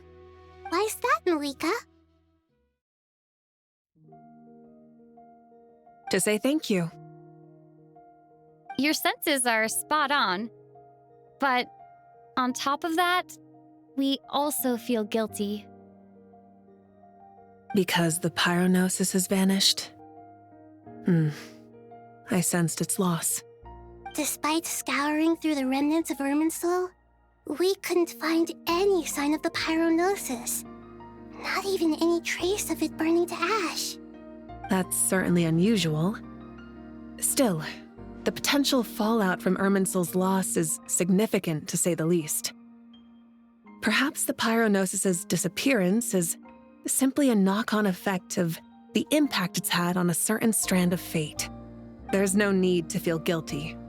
We were clear that this time, there was to be no returning, only giving. Pure and simple. Thank you really is a fascinating phrase. We use it to express gratitude for the smallest of things. Yet, when faced with a kindness too immense to describe, We use exactly the same words. It's not that we lack other means of expression. It's that when we truly need to express our feelings, the simplest and purest words are always the most powerful. You're right. In Natlan, we prefer simple expressions too. Companionship, friendship, support. They might not sound fancy, but the sentiment behind them is sincere. That's wonderful to hear. Sincere feelings are often a vehicle for the deepest wisdom of all. Irminsul's destruction doesn't seem to have done you much harm. I'm glad to see you're doing well. There's still a lot of work to do, but before we begin, we felt it was important to come here and speak with you. Partly to express our gratitude, but also because we felt that seeing you, in a sense, is like basking in warm sunlight. That's a nice way of putting it. I like that.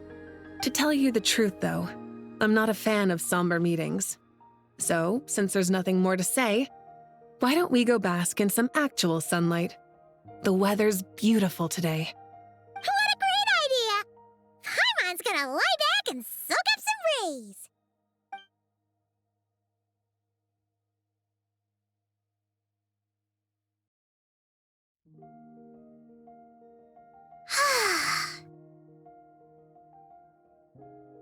In that case, I think I'll lie down for a bit too before we head to our next stop.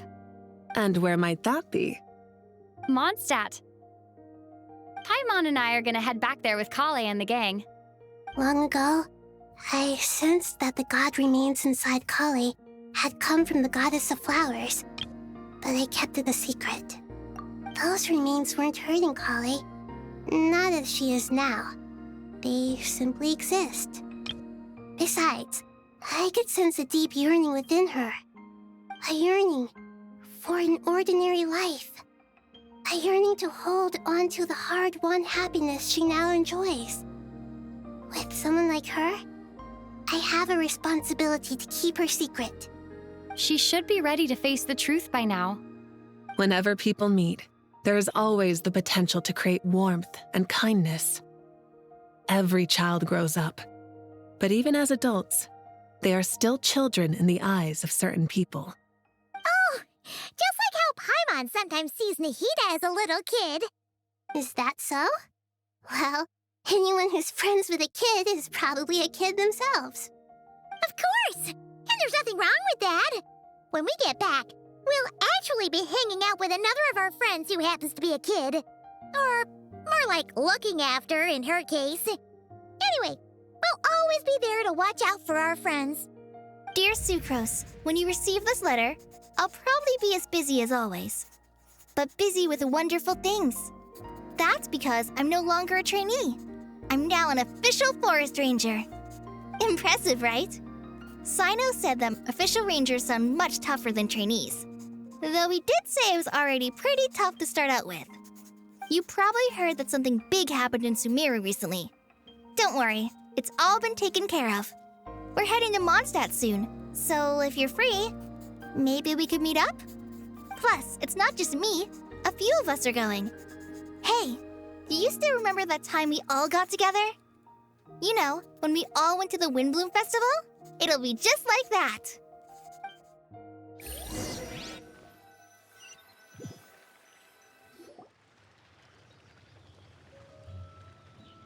Dainari, is that... Don't you say it! Is that the great Vayu-Vyastra? Behold, the great Vayu-Vyastra, General Mahamatra. How times have changed. I wasn't expecting you to beat me to the punchline. You've changed. You've really upped the aggression in your battle against Sino's jokes. Kale, how did you know what I was going to say? For the love of... Hey! Traveler! Paimon! You're right on time! I hope we haven't kept you waiting. Kale! Sucrose! It's been so long! How have you been? I've been well. Everything's going great. What about you? Are you still busy? Not at the moment. Oh, right. That juicer you gave us works amazing! Farzan loves it. Seriously? That's wonderful. I don't suppose you drew up a detailed test report. Oh, what fruits did you use? How's the texture of the final product? Sucrose, you might want to try asking your questions one at a time. Albedo! Paimon didn't see you there! It's been a while since all of us were together like this. How about we follow the same plan as last time? Good idea, my friend. You never disappoint. So, what are your identities this time? Don't remind him. First things first. Allow me to introduce our very own official Forest Ranger Kale. The rest of us are simply her humble travel companions. This sounds like one of those mushy stories that gets people hooked on some corny, heartwarming premise. Oh, is our story not heartwarming? If I recall correctly, there was even a scene like this in King of Invocations. Besides being heartwarming, our story's also about tough, impressive-sounding job titles. At least that's what I think.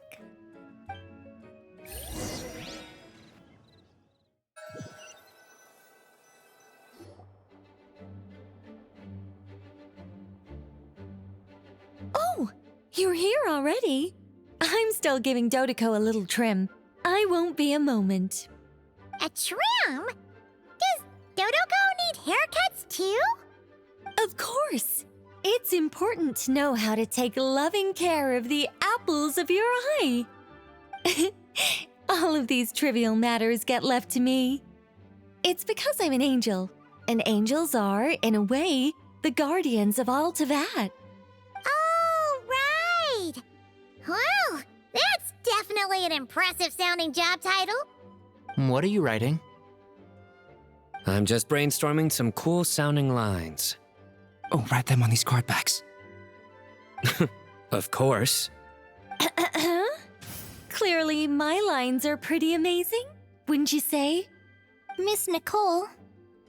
Kale? You seem a little nervous. I was just wondering, who was the person you mentioned who needed their wish fulfilled? Wish? What do you mean? Miss Nicole asked if we could meet up in Mondstadt once everything was over.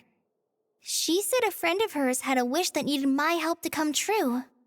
Well, you never mentioned that before. All we knew was that you'd arranged to meet in Mondstadt. But we thought it had something to do with the god remains. To be fair, everything I told you was true. Anyway, my friend is waiting. Come on, let's pay her a visit.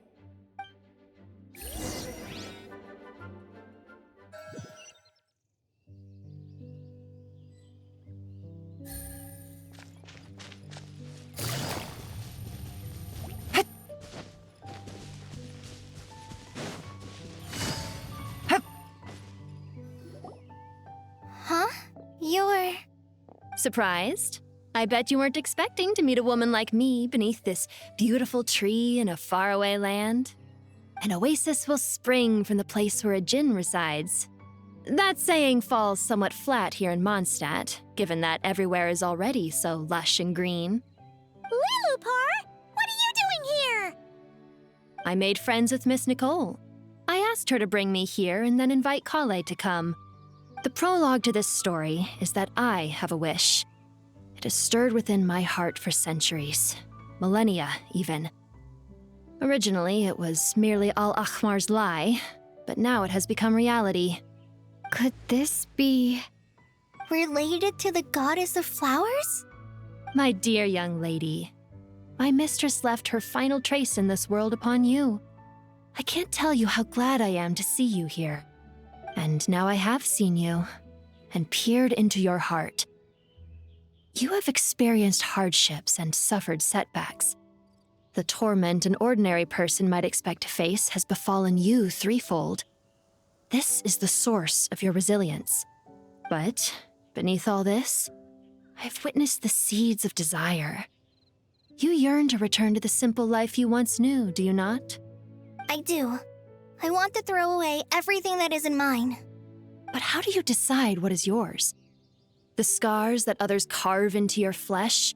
The kindness and love they inscribe? Are these things not yours as well? They are. This is something I've talked about with Miss Nicole. Miss Nicole said I should learn how to adjust my standards. I just want to live as an ordinary human. Anything beyond that isn't mine.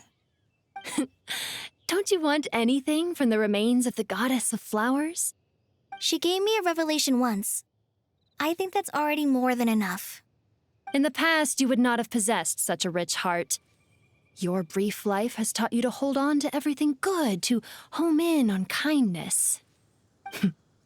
How fascinating. You're nothing like Nabu Malikata, and you're certainly not her. Of course not. I'm not some great and powerful being, Miss Lilopar. Yet I am a Jinn. We exist because of the Lord of Flowers. We revere and love her. My wish is to see her one last time, to give everything for her. Kale, can you do this for me? But her remains won't be easy to remove. Are you sure this is what you want? That's beside the point. First, I need to know. Are you willing to do something for the soul of this lonely, wandering woman? I'm willing. But look, you know nothing about me.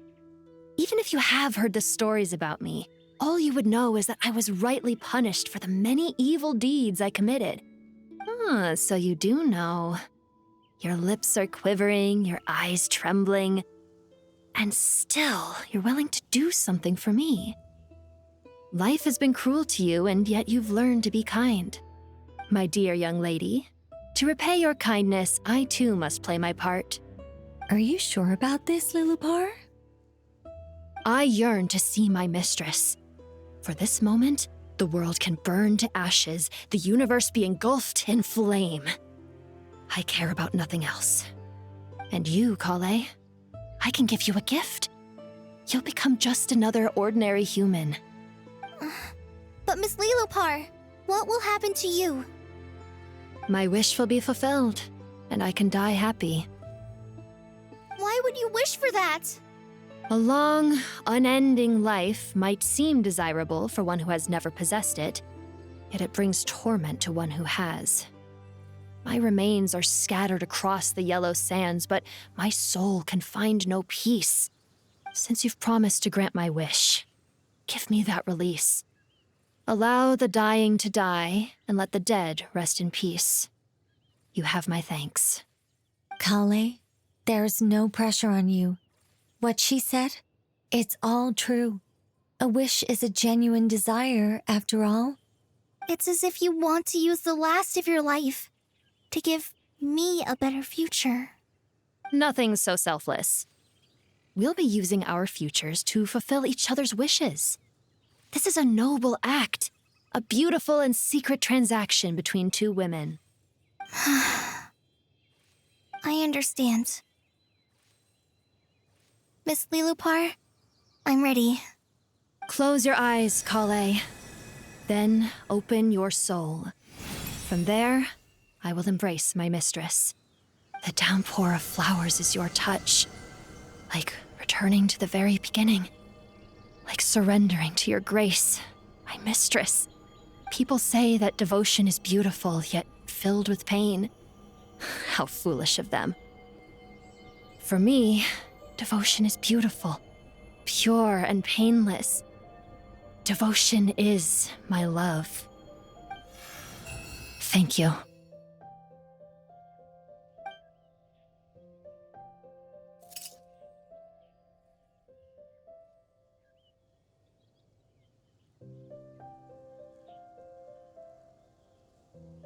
Lilopar! She disappeared? She left, carrying the blessing of flowers. Kale, are you alright? I'm fine. Now that the remains are gone, I don't actually feel any different at all. Those remains weren't hurting Kale. Not as she is now. They simply exist. Besides, I could sense a deep yearning within her. Kale must have already received what she was yearning for. I'm doing fine. I feel relaxed. There's really no need to worry. Then my wish has come true, too. To become ordinary? That's just one of my wishes. Actually, I have a few more. For instance, I want to protect the people I meet and help them find happiness. That sort of thing. So between Miss Lilopar and me, you've fulfilled 2 wishes already, and protected 2 people. Wonderful, isn't it? I feel so fantastically happy. I guess that settles things here. So what's next? What do you want to do when we get back to town? Clay, look who I've brought to see you. Hey, Kale! I heard you guys were holding some kind of secret event. How come you started without me? Huh? Oh no, it's nothing like that. We were just saying goodbye to an old friend. Really? Who? Me. The old me. So that's what this is all about. Did you come all the way to Mondstadt for that? Because we knew the old you so we could witness the change? Exactly. The old me is gone. I puffed her into the air, and she became a fluffy pink cloud, floating into the sky, before disappearing forever. Do you think, maybe up in the sky, she has friends waiting for her with test tubes, flasks, and bows? Oh, when you put it like that, it doesn't sound so bad after all. What do you think, Miss Nicole? I think maybe that's right. At least, if it were up to me, I'd consider that a happy ending. Dear Sucrose, even though my childhood ended long ago, these past few days have really felt like growing up again. I've become stronger, and I feel like I can finally accomplish things by myself. Surely someone as mysterious as you will find a friend like this fascinating. Always growing, always thriving like a plant. I came to say goodbye to my old self. I know that after this, she'll be gone. Thinking about it makes me feel a little lonely. I know the weakness that kept me company will one day leave me too. But somewhere in my heart, I feel a great sense of joy. It feels like I've always wanted to take this step, to walk towards the new me.